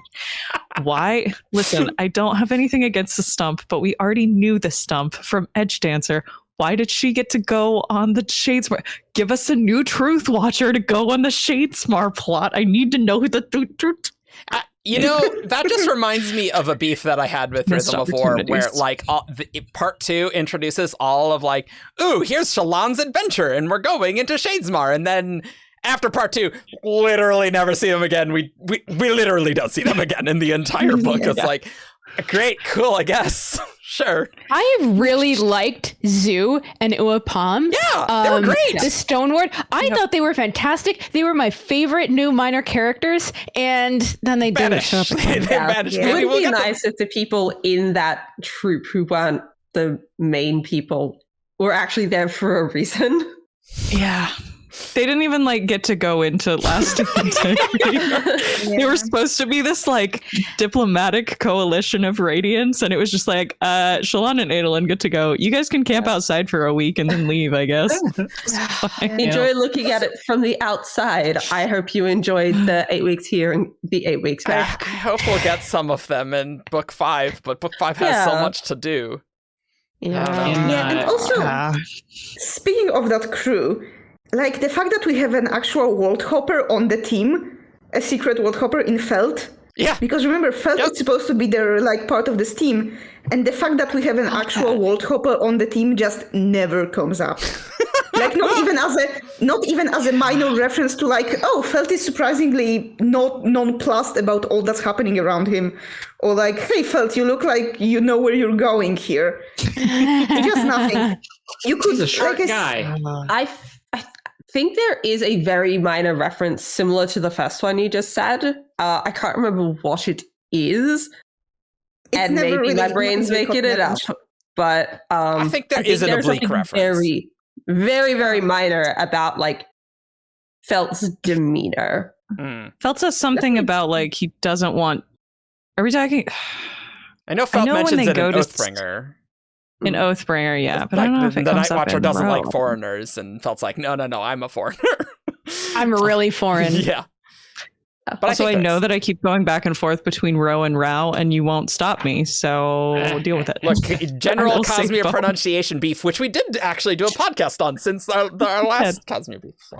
Anyway, I will just always be sad about the potential Shallan, Renarin, Jean, not Mraize subplot that we should have had, and it just happened off screen, kind of exist. a little bit, not really. Didn't even really happen off screen. So sad. We didn't even hear that like Shallan and Renarin talked about Jean not at all. Have they even like exchanged words since like the end of Words of Radiance? Shallan and Renarin. I think they might have during that meeting that Dalinar crashes to support Renarin. Yeah, they had the one conversation there. Wow. And then character development. Wow. Yep. She talks about being regretful to Adolin that she was mean to him, but I'm like, that doesn't count. You got to go apologize to the boy. Yeah. Doesn't count in Shadesmar. Has Shallan ever apologized to anyone? Because if anyone, I don't think Renarin is top of the list. I think Kaladin's top of that list. Shallan has never apologized in her life. I don't recall Shallan ever apologizing for everything that she's actually should be apologizing for. I don't think anyone's apologized. I don't think apologies are a big part of these, like making amends in these books. Actually, there's this very minor gag about between her and Yasna where she like apologizes too much, and then she's like, never again. Like either Late Way of Kings or Early Wars of Radiance. But that's like the only time Shallan apologizing ever comes up. Yep. I am still so curious about the boots. Yep. Well, there you go. Yeah. My Rhythm of War, Meatloaf, Ghostbloods, Renarin. Nice. The third Truth Watcher. That's a great Meatloaf. Another beef. Boom. Let's go. I got one that'll last 1 minute. Okay, great. I'll be very quick. Okay. I want Shy in the Cosmere again. I thought she was great. It ended up It being The Emperor's Soul, which is a great novella. Really Fantastic. Good. Shy's the main character. And Hoid focuses a little bit as like the impetus for her little story and getting captured. So it ends off with her being like, okay, and now I'm going to track that guy down and get him. And I really want to see that happen. I don't know if it will, because I don't know how aging works. Like maybe Shy has to like get some of that world hopping, no aging juice. But I want to see her again. I want to see her track down Hoid, and I want it to be good. That would be really good. Where that. Is she? Where's Shy? Bring her back, please. That's it. That'd be a great 17 Sharder. You know. Yeah. Mm-hmm. Yeah. Payden? Fantastic. Be way more effective than the guys they've got now. So. Riptimo. I was gonna say that Alex's meatball kind of dovetails nicely with my Rhythm of War. Also, kind of like amalgamation of issues. So many threads just disappeared. Just so like I felt like so. Okay. After Words of Radiance, right? Mm-hmm. It was like, okay, I had in my mind, like, we're going to have this slow rollout because it's 10-book series. We're going to have this slow rollout of like world building things and like meeting the Unmade and like seeing what some of these mysteries are about and stuff. Right. And then we got Oathbringer and it's like, nope, we're doing it all now. We're doing it today. You've got like, there are 3 Unmade in Kholinar right now, you know, and like, we're going to get into some stuff that I thought was like going to be like back half.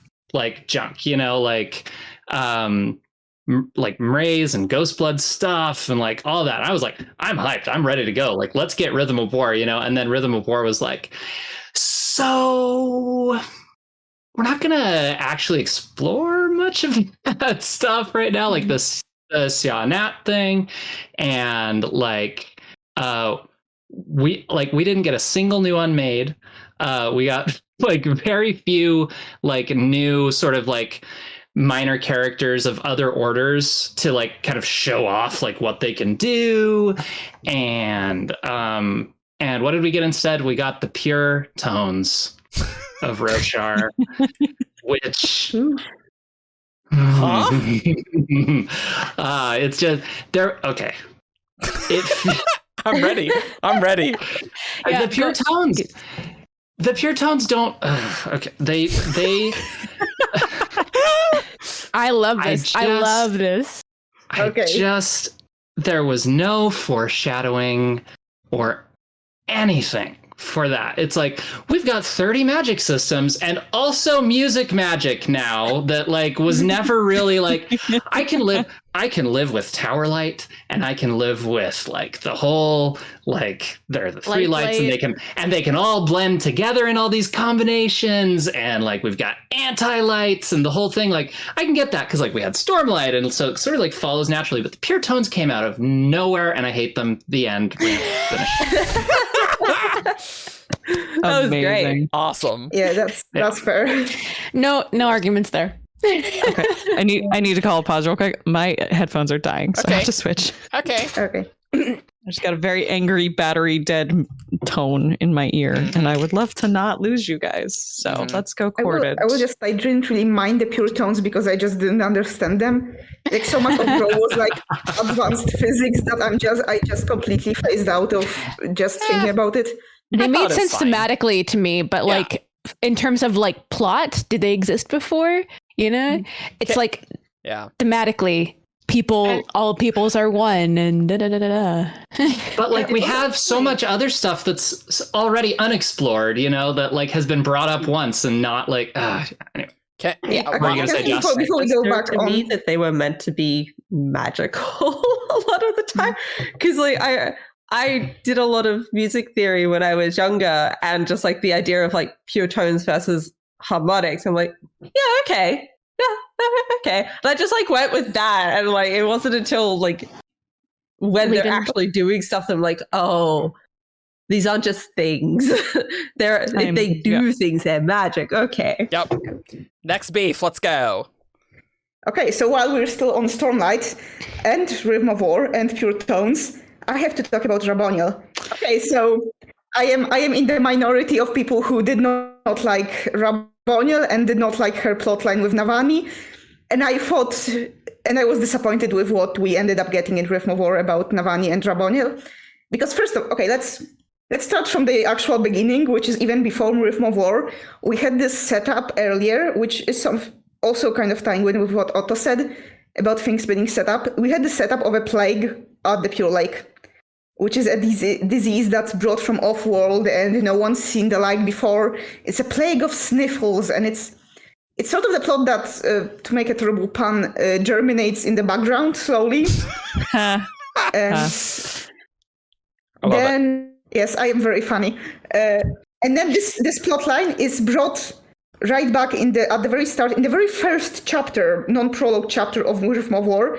We have Lyrin talking about how they have to be checking people individually because they are worried about the Pure Lake plague coming to town. And then the few chapters later, we introduced to this character who is introduced as this unhinged magical bioengineer who created a deadly disease that wiped out as many of her own people as it did the enemy. And how she's like, she wants to work on her personal project. And in my brain, it was like, oh, I know what's going to happen. She's going to take this Pure Lake plague and she's going to make it so much worse. And we're going to have this whole body horror subplot with the deadly disease that's bioengineered. And instead, the Raboniel is still kind of cool when she's like arriving with Venli and talking to Venli and kind of being this dark mentor to her in the ways of Fusedom, and how Venli, because of her interactions with Raboniel, is kind of tempted into being part of this structure, and Timbre has to like put her back in her place, like, hey, remember how much being a Fused suck? So, and then we get to Raboniel meeting Navani, which is, first of all, Navani feels like she called the idiot ball because of Raboniel. Like Raboniel like teases her with like, ooh, do this cool science. It's going to be cool. Don't you like science? You want to be a cool scientist, don't you? Do science with me. Do science. That's what a seduction is like, you know? Yeah. And Navani is like, yeah, I should totally do science for this lady, and I should absolutely keep notes that the science lady can then pick up and make copies of and send to Kholinar, just to be sure that I can be the creator of the Cosmere's equivalent of nuclear weapons. Well, they're not so that it's explicit, kind of, but yes, I agree.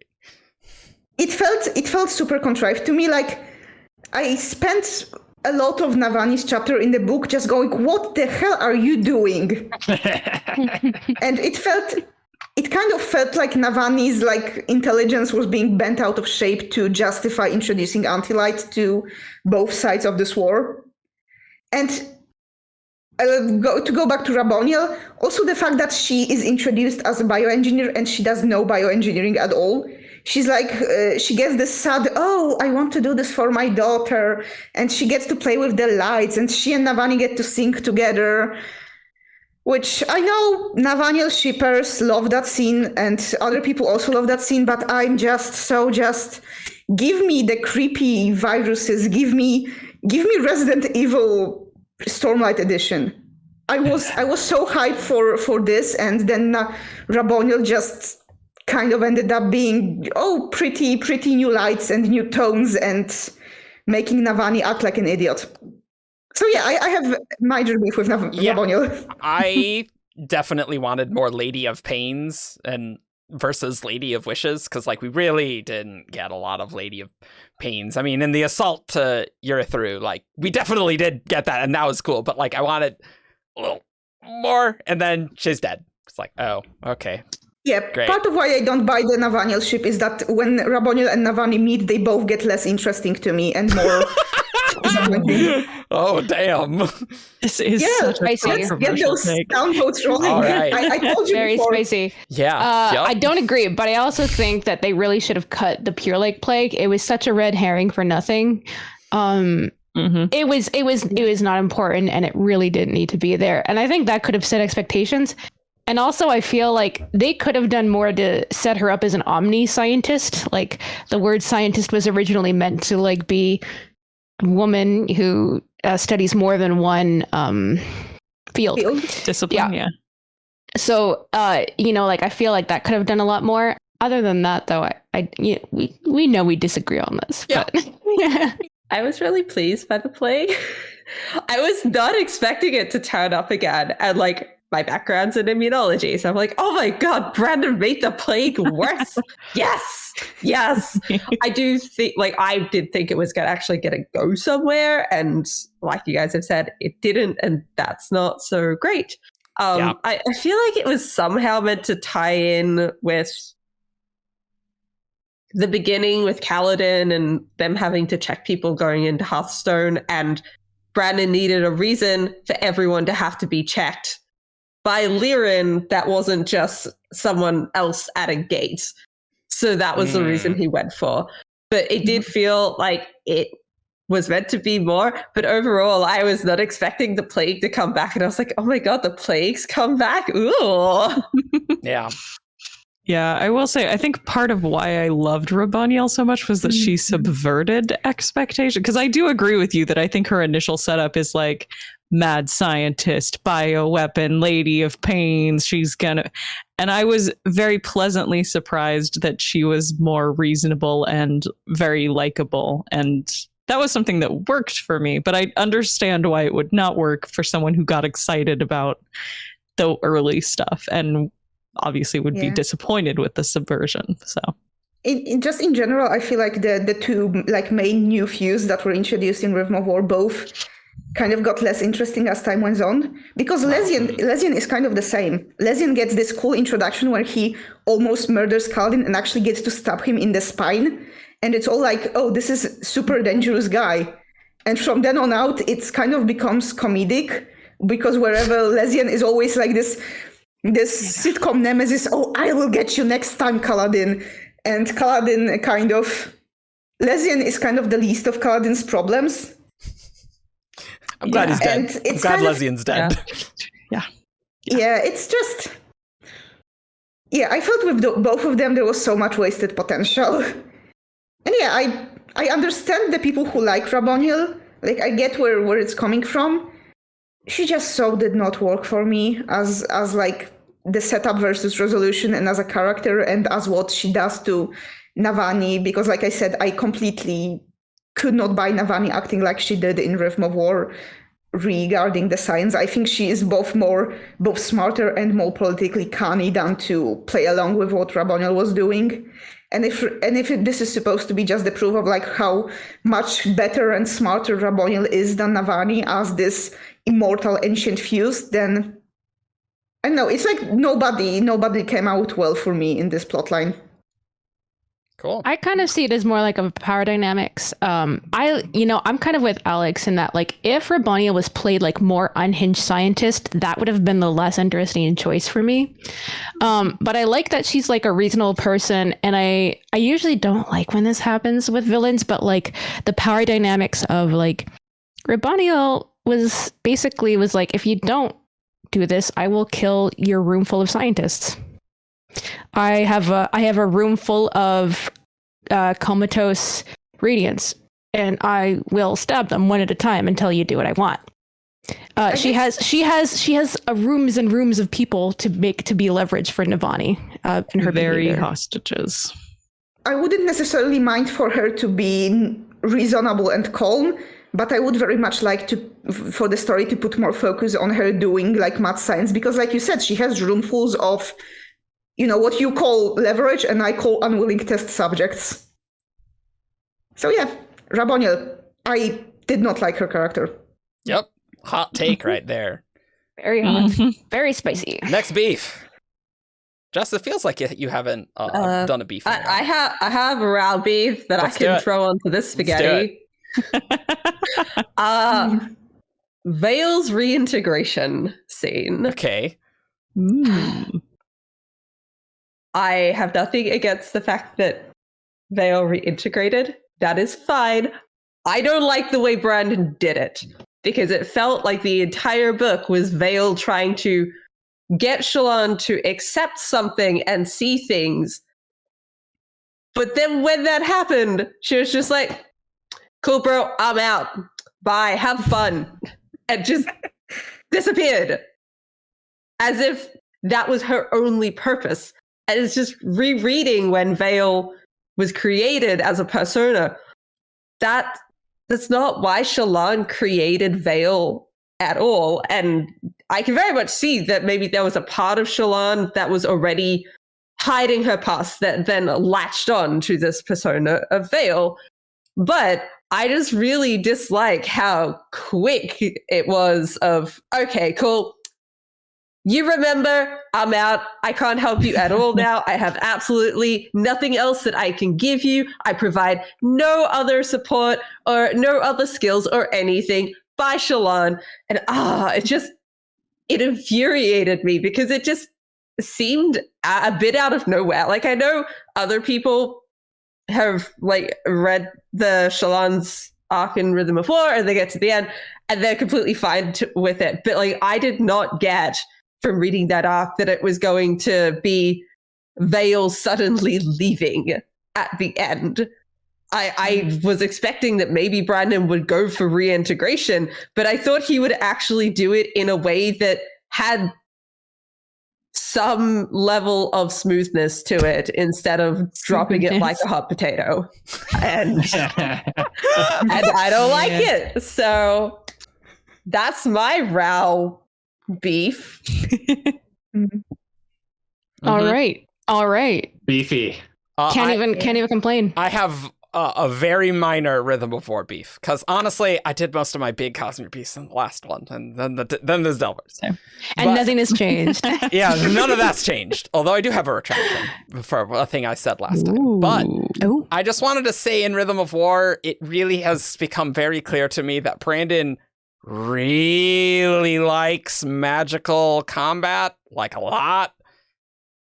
And I like it. I could probably do with slightly less of it. Like, there's just a lot of Kaladin fight scenes, and I could do with, like, condensing that a little bit. And same with, like I like Allomancy, but a lot of times the Allomancy fights, like, it's so cinematic and there's so much happening that I'm like, I don't know if I care. Like, it's just kind of a lot. And I don't know, it's interesting because I thought I'd really like magical combat, but I'm starting to realize that is not the thing that I like the most. I do like when magic is used to solve problems interestingly. I do like when magic is used to, like, defeat a powerful antagonist. Like, so, like, there can be some fun interplay, but it's like, oh, gravity manipulation constantly. It's like, I mean, that's kind of cool, but I mean, when you just do it over and over and over and over again, I'm like, I was vaguely kind of interested in not really any of like the radiant magic, but I was interested in the part of Rhythm of War where Kaladin had to figure out how to use the glove, and that was like, it was like a fun limitation that he had to like kind of learn and you know, for a couple scenes. That was interesting, and like, I kind of see what you're going. Yeah, that was actually one of the beefs that I wrote down. I'm real done with Kaladin training montages. We don't need one every book. Dear God, please do not give us one in book 5. Chances are good. He still needs his training montage for the short plate. Figure out the new Shin discipline of. Oh yeah, like the some meta. That's gonna happen. Yeah. Zach teaching him, or like they get there to Shinovar and then they have to teach him the ways. I might throw the book out the window. I really don't want to read any more Kaladin training montages. And then in the back half, we got to see Kaladin with the space whales and train with them. I mean, it makes sense. Kaladin's going to get all 8 of the honor blades to train with all of them. Oh, yeah, and we have to train with all of them in extensive detail. 1 per book. Easy. You know, I have to say this is one of the points where I will just disagree with this beef, because I love the magic fights, and part of the reason why I read Stormlight and Mistborn is to see people wailing at each other with magic like it's the finale of an anime show. So yeah, it is. Look, I do totally understand the appeal. It's just funny to me that the more I read on in the Cosmere, the less I'm thrilled about it, which is just interesting. That's absolutely fair. Yeah, that's absolutely yeah. fair. You know, I just that want it, comes like, down to taste here. Like, there was a scene in part 1 where Brandon's like, maybe I should have cut it. I'm like, you absolutely should have cut it. Like, there was so much Kaladin fighting in part 1. I don't know. That's me. Condense it a little bit. Just a little bit. I could do with slightly less fight scenes at this point. Like, I've liked them up to this point, but I think it's just over the books, there's so many of them that definitely I got to the start of Rhythm of War and I was not paying attention going through that fight scene just because it was different, but it was kind of the same as the other ones. So I think Brandon might just be overloading them a bit too much. Well, with the anti-light, I think we can get some actual good fights with some stakes now. Literally, because, I mean, it could be on a knife, you know, stake them, you know, get them. That's funny. Well, I'm not going to say it this time. But. I have a question. Yes. Guys, if you had an anti-investiture stake, could you use it as a hemorrhagic spike and store it in a stake? Oh, boy. Because you can definitely store hemorrhagic spikes in stakes. So That's true. That's true. We learned that. Could you still? I bring this up every damn opportunity I could. That was such a silly love. I loved it. It's great. Payden, beef. All right. Beef with mechanics in general. All right. Lightning round. Lightning round. Yeah, let's go. Give me more maps. Okay. Like, that's just on brand. You love the maps. You've made a lot of the maps on the copper mine that are like the highlighted ones. He's the map guy. Yeah, and Rhythm of War had a map of somewhere in the east, and it was just the same map, really, just recolored, and that was frustrating. So more maps, whole world maps, continents that have all of the edges on them, on the map, please. And then, Brandon, since we're still on Stormlight, Brandon, pick a lane, please. Either the Knights Radiant each have their own little magic system, you know, the lashings or stone shaping or whatever, or they're all part of the same thing.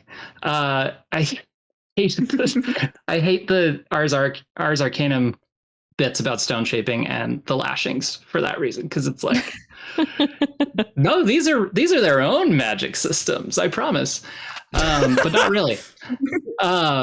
Oof. And finally, Snapshot is bad. I know Ian also hates the story Snapshot. He hates it as well. End of comment. I liked it. It's liked it. I don't remember it really at all, but I remember liking it. But it's a cool idea looking for a story. Oh, damn. Damn. Harsh. Lightning round beef. Ella. Okay, so my lightning round beefs. Okay, we had a major discussion about this on Discord before, but I am really salty about the fact that all 5 Herald guys are those major characters whose presence majorly influences the plot, or in case of Toln, just sit around and, you know, be a major factor in why the plot started. While all the Lady Heralds, unless your name is Shalash, you are not part of the story. Like, I know we're only 4 books in, we're only like 2 million words into this story, but the fact that within those 2 million words, we already have major, like, information about all the guy heralds, and like 3 of them are majorly important to the plot of the story, while Shalash is kind of this background weirdness that pops up in the first 3 books and then proceeds to do nothing in book 4. It just becomes the caretaker for Toln, which is, its own separate thing. That annoys me. So that's Lightning Round Part 1. Okay. Lightning Round Part 2. Kind of tying into it, I guess, kind of.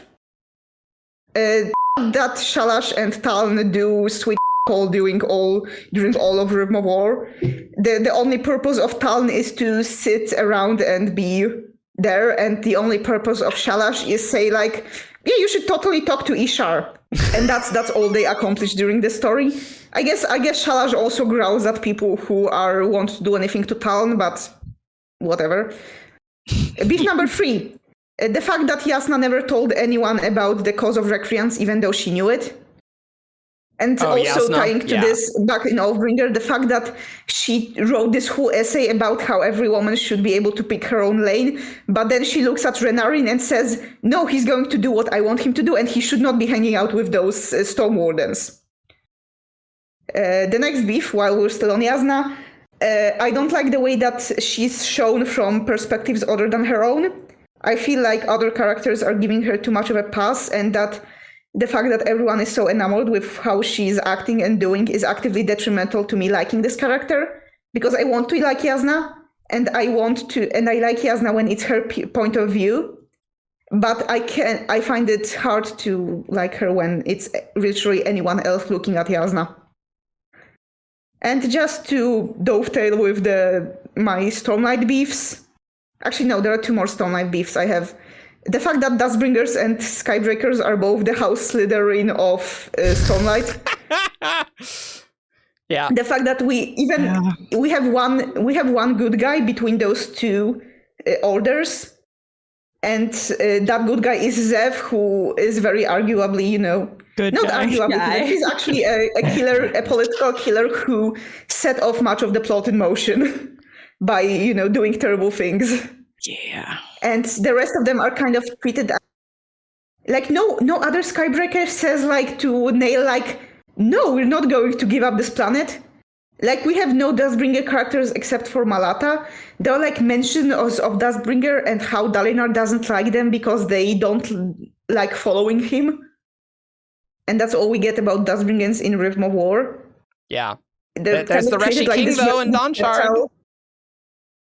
Yeah, sure. All 2 sentences of him. 2 characters among the 2 orders that are good. Yeah, all 2 sentences of him. And my final kind of, I guess, broader Cosmere beef is the assignment of shards and shardic intents. It falls in very traditional gender roles. Cultivation is about plants and caring and cultivating, and it's a lady. Honor is this martial oath character, and it's a guy. Ruin is super destructive. It's a guy. Devotion is loving and caring. It's a lady. Dominion, we never actually get Dominion gendered. Honestly, we don't actually know Aeona is female necessarily, but we do know that she has a feminine voice when she talks to Raoden in Elantris, when her remnant of her. Ooh. That is true, but that might not be Aeona. Yeah, but she's kind of feminine coded by that voice. Yeah. For sure. We don't actually know Sky, and I guess there's still Valor, who is a lady who has a very martial sounding intent. Which, thank you for existing, Valor, but you are one lady trying to carry this whole house. We thank you for your service. Yeah. All your 1 sentence of service. Yep. Shannon, quick beefs. Quick beefs. Wayne is one of the only things I remember about Era 2 because I've not reread any of them, but the only parts I do remember are the parts where he made me mad. And it's I want to focus on, we all know the scenes with him and what he does to Ranit and Steris are supposed to be bad. So I think that I don't need to go into that. But what really bothers me is the scene where I think it's supposed to show Wayne as being super noble and suffering is the scene when he goes to give that girl money. And it's he does this to torture himself, but he doesn't seem to care that he's also hurting this girl. And it's the fact that he's using her at her as a bullwhip to his own pain. It's I have to feel this. I have to feel guilty about what I'm doing. But it doesn't seem to. The whole point is that he's trying to make amends to this family, and he's not. It's this. It's so stupid, and it's so. I hate Wayne. It's frustrating because I love the character archetype that Wayne fits in, but the way he specifically is, it's bad. I don't want to get too into Jasna, but chapter 99 of Rhythm of War. Her and Wit. There is so much to say, and I've said some of it, and I'm going to say more later, but I'll keep it right now to Wit has never met an asexual person. He doesn't know, he doesn't understand what's going on with Jasna. And also, you're expecting me to believe that Jasna, of all women, of all people, isn't going to communicate her boundaries or her feelings or I hate this scene. I hate the chapter. I think it's bad. I have so many feelings about it, and that's one of the biggest ones. You're expecting me to believe something about Yasna that goes so contrary to like all the traits in her that have been set up before. She's like this character who like goes like, you know, is famous for not marrying and not being interested in men and like, you know, being like super quote unquote mean, but she's not being mean. She's defending her boundaries, and she doesn't do that here in this scene at all. It's like, okay, whatever. And lastly, I hate that scene. And my last quickfire one is that it really bugs me that there are no significant viewpoint characters that are dark-eyed women. The gender disparity is already pretty bad in Stormlight. Well, maybe all of his works, except for Skyward. But like the gender disparity is already like, ooh, Smurfette principle. Like we got like the 1 in 5, maybe even less than that, in terms of significant characters in Stormlight. Most of them are light-eyed. Most of them are men. And so that kind of leaves like, why isn't there a story in this whole series that is like about a dark-eyed woman somewhere, somehow? I don't know. It bugs me. It's one of those things that like, I don't know what the story would be, but he's the storyteller here. So why don't we see any of that, man? Yep. So yeah, those are my beefs. Jess, lightning beefs.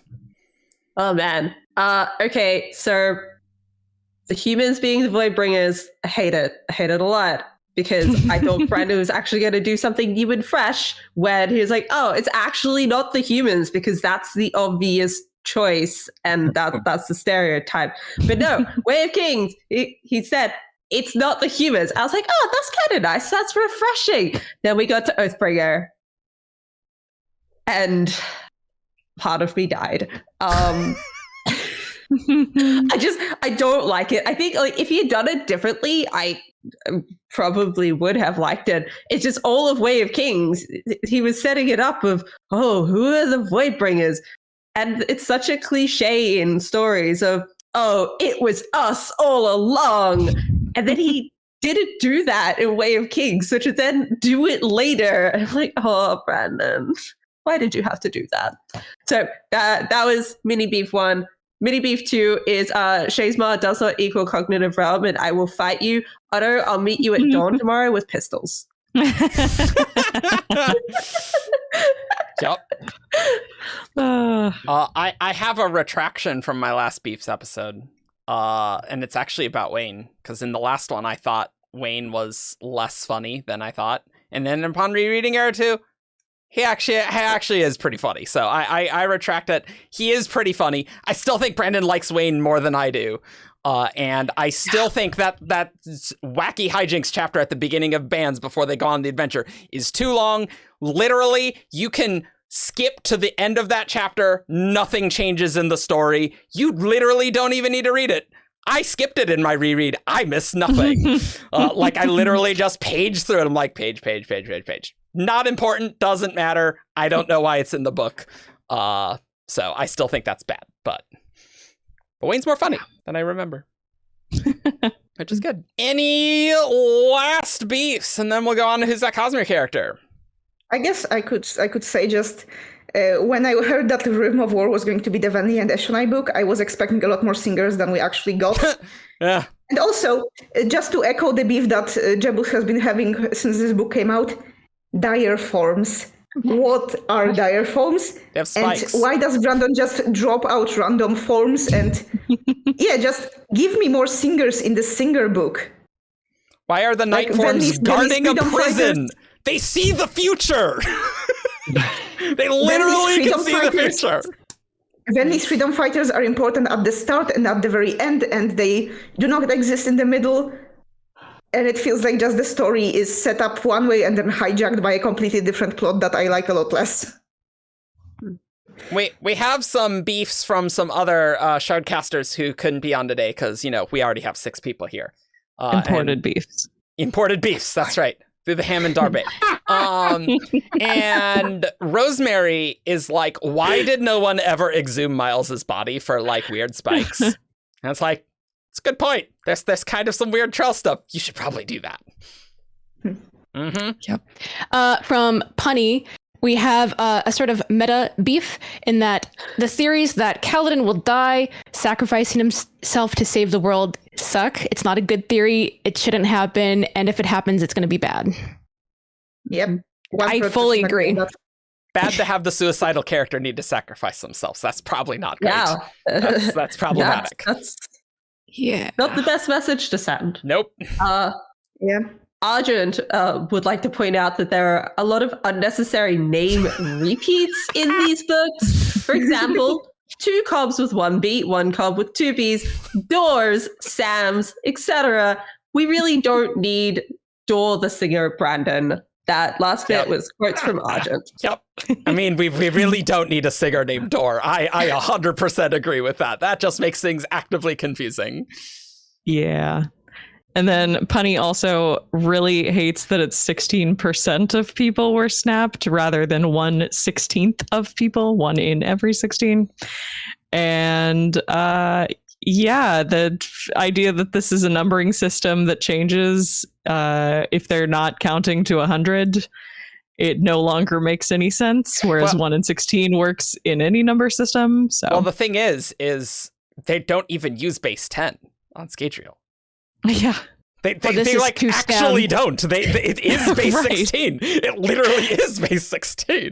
This is too STEM for me. Yeah, but anyway, I know we don't need to get into that. But it literally is base 16. You can see in Era 2 that they go from 1 to 16. The chapter numbers. Yeah. That you can see read the symbol. Okay. I think that is all we got. So if anyone ever says that we're too positive, link this one, link the last Cosmere Beefs, because we got complaining.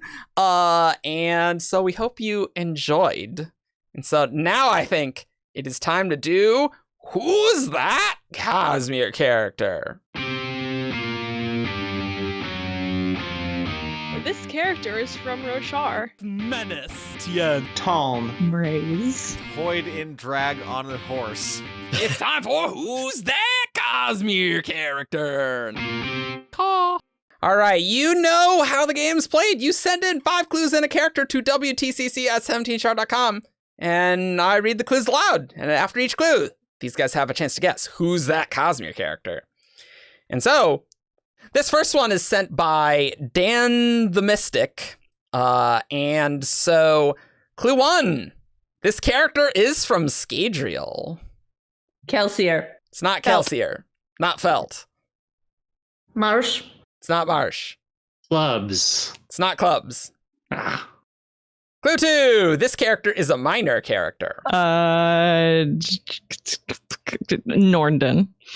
No, it's not Norden. I like that, though. Okay. Thank you. A minor character. Minor character. You get a bonus guess because I accidentally skipped you because I'm trying to gotta keep it snappy. Oh, it's been too long since I read Miss Moore. I want to guess the girl who was being a snitch in parties with Vin. People ship her with Vin a lot. Lady, I don't remember her name. Kliss. Yeah, there we go. Yeah, it's not her. Okay. But I know who you're talking about. Yeah. Great. Yeah. Otto. Can I say the crime lord at the very beginning who came in? Vin is in her crew. Vin is in his crew. Actually, you just did, but it's not. It's not Cayman. Okay, so I'll come in with the classic Menace.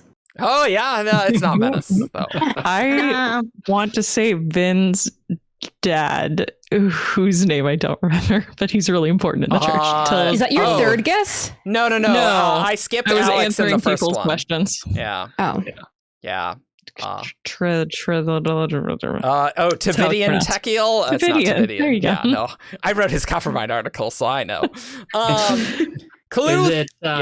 Oh, I hadn't had a guess for that one. Cool. Yeah. Is it Winsting Innate?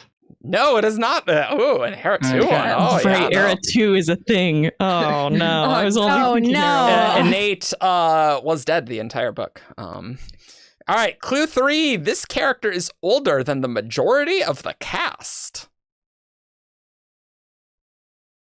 I mean, that feels like it's got to be a Kandra, right? Is it Wax's butler? It's not Wax's butler. Guillaume is his name. Who? I think. Guillaume? Guillaume. It's like Guillaume, but with T. Oh, okay, thanks. I think is his name. Wax's butler. Oh, the butler. The Yes. butler. That's not. Yeah. Yes. Sorry. So if we're going by this theme, I'm going to guess Handeworm, Jack's Chronicler. It's not. It's not her. It's a she. Huh. Yeah. Wax's grandma. Whose name I It's not Wax's grandma. No. Cool. Nobody knows any names of the minor characters. Is it Vendel? It's not Vendel, but I like it. Lord Harms. It's not Lord Harms, but I like it. Clue 4. This character is not human. Is it Cardian. soon? It is not Tensoon. Did you have a guess, Alyx? Sorry, I said Car the Inquisitor. It's not Car. Ooh. But are Inquisitors human or not? Ooh. No, they're not. They're hemolytic constructs. Yeah. Listen, if Colossus are no longer human, then Inquisitors are no longer human either. The Colossus Wolfing right? is much more extreme. Okay, I think it's debatable. It is a human. Is it human? It's not human. The Colossus. Are we Dancer? Oh man, I am. Human the Colossus is my favorite guess. Yeah, it's always good, especially when it says it's not human. Yeah. That would be You know, funny. me missing most of Era 1 is definitely coming back to bite me in the ass on that this does one. not help on this one for sure. I'm trying to think of a Kandra who's not a main character. Oh, I got one. Go ahead. If you snipe me, I've already tell you. guessed. I've already guessed. Well, you have to go then, Payden. Oh, okay. You have to go, Payden. Is it Reeler, the It's one not who Reeler. was missing his spike? Yep. That's the start of bands there. No, it's not. Ooh. Yeah. To me, that's So a deep cut. impressed by you all. I reread Era 2 very recently, and I'm like, I don't remember any of these people or any of these names. It's hard to be like, what is older than most of the cast? Like a grandparent or an immortal? These are two totally It's different like, what does qualities. most of the cast mean? Yeah, exactly. Don't think too hard about that. Don't think too. Okay. Okay. You know, I'm going to actually pass because I have no clues and I'm not going to keep you here for 10 Okay. minutes while I'm trying to. All right. Okay. Clue 5. This character was once a magic user. Oh boy.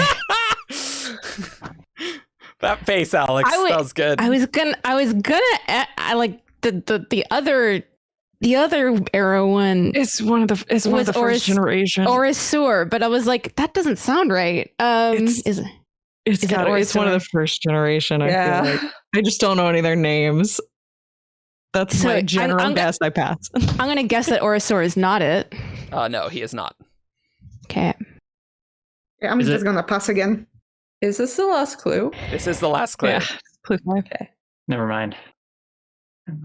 Like, I know Tensoon gets to talk to some of them, but I don't remember any of the first generation's names. So, or any distinguishing features between them. Do you want me to answer yes or no to that, Alyx? No. Let somebody else try to guess. Okay. Okay, I'm gonna make a guess. Is it the Kandra who brings the bag of ATM out of the homeland? And I don't know his name. I think that's Conpar, but it's not Conpar. Ooh. Conpar was the second. So they were once magical. They were once magic users. Do we have any named first generationers? I mean, not that I would know. Like, they probably do. I don't know. Who else was once a magic user and also old is the thing. I feel like it just fits. I'm just too stupid to make a real guess. You just don't remember. That's not the same as being stupid. Memory too bad. Brain empty.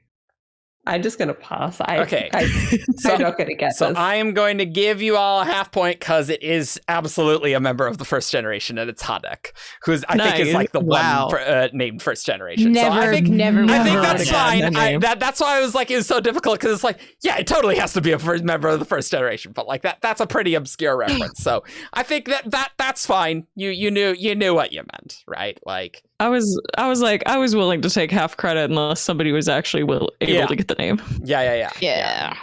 Okay. All right. This next one is sent by Lauren A. And clue 1, this character is female. Palm. It's not Palm. Risen? It's not Risen. Azure It's not Azure. / Vivenna. Double and Slash double. with a black sword.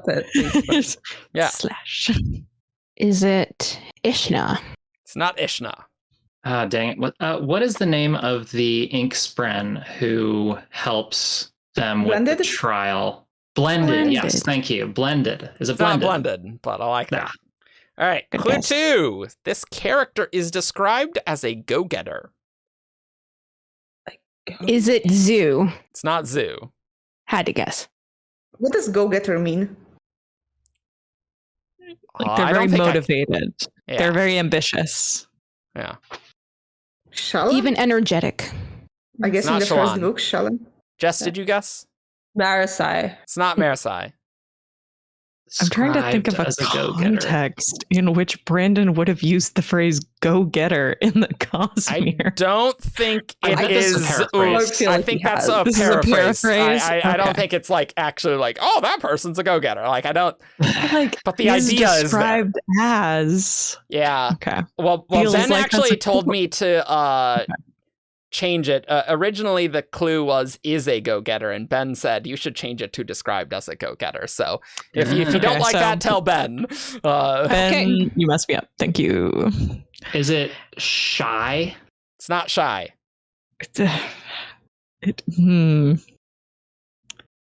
Leshwi? It's not Leshwi. Clue 3. This character is not from Rasarr. That's cool. Leshwi wasn't from Rasarr. So. It's No, Sarini? Leshwi would be from. Oh, no, Rasarr. wait. Singers were. Oh, okay. Yeah. Dang it. I'm gonna guess Sarini. It's not Serene. I'm not going to pronounce it that It's way. Aeonic. Yeah, but I don't care. Is it- That's a beef. I still don't like chaotic pronunciation. Still, I haven't got over it at all. What's Silence's granddaughter's name? Chris? It's not Chris. Do you want to guess Silence's granddaughter? It's something Japanese sounding. Shabruki. Just say Silence's granddaughter. Silence, yeah, she has a cool, like, double masculine name, I remember, but I can't William actually- Ann. William Mann. That sounds Yeah, it's not William Ann. Is it Karata? It's not Karata. Ooh, Okay. so That's a good one. references. Payden, did you guess? Good one. I haven't yet. Okay, Hang on. okay, I need cool. a sec. I had a thought and then it went away. Okay.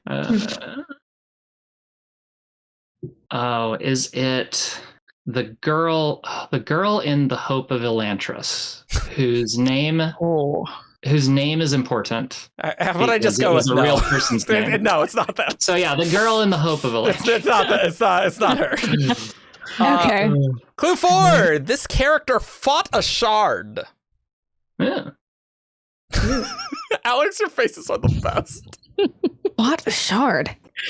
Yeah, Okay, wait. fought a shard. Female go-getter, not from Rasarr, fought a shard Yeah, is where that's we are? Correct. Yes. Okay. It really scaled up there. Really.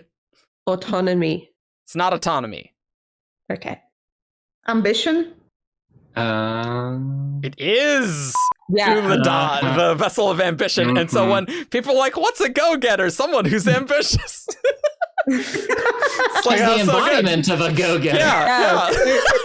When Oh I said, my when I said god. autonomy, I meant ambition. Oh no. Oh no. Oh my No. god. Oh, that point right from under your nose. Yep. I'm never going to live that down, am I? Oh, that was good. Unbelievable. That was good. That was good. I hate And clue this, 5 actually. is this character is not human, which she's not. She's a Shodell. Ooh, which we know very little about also in canon. Very little. I mean, do All any of the shards currently count as human? Brandon That doesn't sounds like a think Steel so. Inquisitor I was- thing, but it's never been human. This has never been human. Oh, man. Lastly, we have our priority queue. Who's that Cosmere character? Which you can do by being one of our heralds on Patreon. And so this one is sent by Voted, who comments on a lot of these and is in chat right now, actually. Clue 1, this character is wealthy. Breeze. Wax. Oh, boy. It's not a lot of Wax. guesses. Who is the first one? I said Adolin. It's not Adolin. Breeze. It's not Breeze. Kaladin. It's not Kaladin. Technically. Yeah, He's now, rich now. now he is, yeah. Is it Governor Innate? No. Oh, I thought the governor's name was Winsting. wasn't Winsting his brother who I don't had remember. Like selling his their vote. brother, and he was like selling his vote? Oh, or no, the whatever governor's at Replar. Yeah. Sorry. Oh, Replar, yes. Yeah. Okay, right. Clue 2, this character was involved with a rebellion. Really want to say Breeze again, but Yes, it's not Breeze. I'm just like It's definitely not Breeze. Okay. I'm thinking one of Kaladin the still Elantris works. But characters that are in like part of this little club that Rayoden gets when he gets out of Elantris and pretends to be someone else, but I don't remember any of their names. Is it Janala? It's not Janala. Okay. Also, that's such a big group of character. Well, it's not a big group. That I don't know if I can I'm not say going yes to or ask no on that. Yeah, you should totally count it, but I'm just trying to think of a name. Like, I think with like first generation, we have like maybe 2 names. you said a rebellion is the phrase? Involved with a rebellion. That's right. Rebellion. Is it Ala- Eland? It's not Eland. Ala, if you want a little help, there was like there's Shudan in the group, and oh dear, never mind. The other Some one. Erlish That's it. That's nobility all you who- got. I really thought that I would have some more names there, but I didn't. Okay, so I'm going to guess a different Elantris character, Okay. Kayain. It's not Kayain. I will Yes, what's guess involved? Yeah, that's true. Donlin. Is it Donlin? Oh, it's not Donlon. Involved in a rebellion. Involved. Is that right? Involved with a rebellion. With a rebellion. I don't know how Okay. much the preposition change matters, but All right. Like yeoman? it's not yeoman. Clue 3, this character is invested. Capital I, not lowercase I. Just to be clear. They're rich because they invested. No. Capital I invest. But I like it. Thank you. Is it? You know what? I'm just going to guess Rayoden. It's not Rayoden.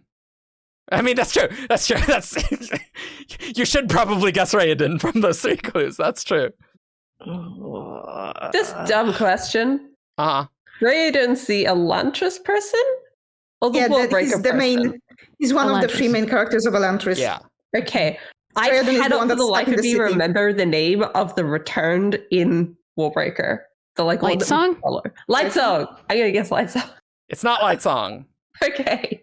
Thank you guys. Got you. Is it Denth? Denth? No, it's not Denth. Okay. Is it Vivenna? It's not Vivenna.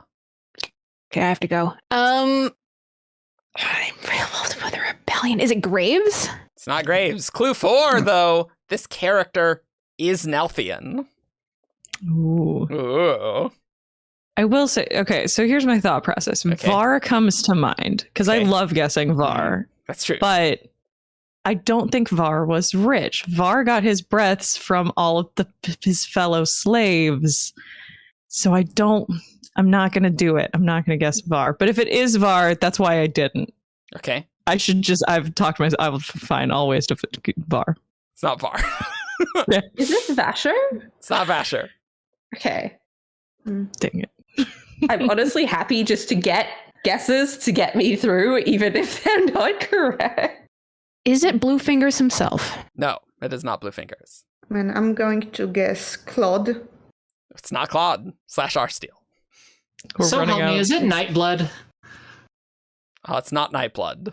Okay. All right. Could be Clue rich 5. in breaths. He's described, Yeah. because breaths are Is Nightblood wealthy, though? Liquid- Does he have, like, gold? Like, I don't know. he's not liquid, right? But like Rich in metal. He's not my god. That's not what wealthy means. He's got a lot tied up in his own investments, you know, Yeah, and whatever. No, but like, boo. All right. Clue 5, I think you'll really like. Okay. This, it uniquely identifies this character. Okay. Clue 5, this character shares their name with a Rasarr kingdom. Alyx! Oh, it's so good. Don't pull out the map. Don't pull out don't the map. have my map handy. Oh, yeah. Is it? What? Eerie Rira. Yeah, I was like that. Those are the first two I went to. Oh, yes. Everybody's favorite Nalthian, Coppermine Keepers. Makabakam. Dash, Greater Hexy, Mara? the Frostlands. Is it Natan? No. That's I don't know. No. I just have to throw something out there. Can I give you guys a clue? It is one of the names you mentioned that you listed. Yeah. I have no clue, so I'm just going to say Marat because that sounds the closest to like Nalthian name to me. Nope. Coppermine editors, you got this. I'm gonna steal something that Otto said and go Hexy. It's not Hexy. Okay. Otto, did you guess? Closest to an actual name. I'll go Eerie. I guess. Nope, it's not Eerie. God. Dash. Nope. It's actually Rira. There are 2 Riras. And it's like you went Eerie Rira. Yes, there is a crime lord named Rira.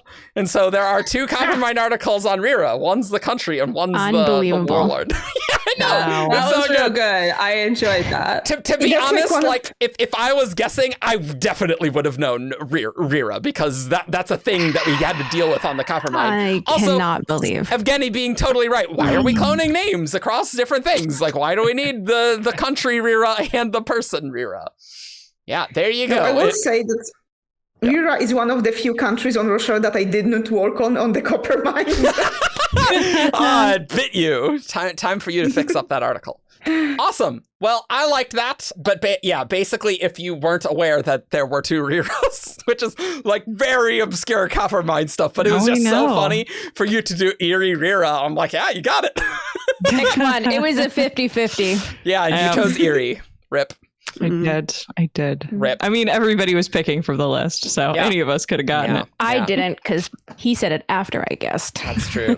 That's true. But yeah, it certainly was not far.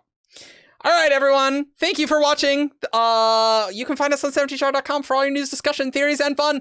You can talk about your own beefs in the comments or on 70chart or Discord. Any of those places. You can follow us on Facebook, Twitter, SoundCloud. You can subscribe on YouTube. You can give us a review on iTunes, and you can support us on Patreon. And we'll see you all next time. Bye everyone. Bye. Bye.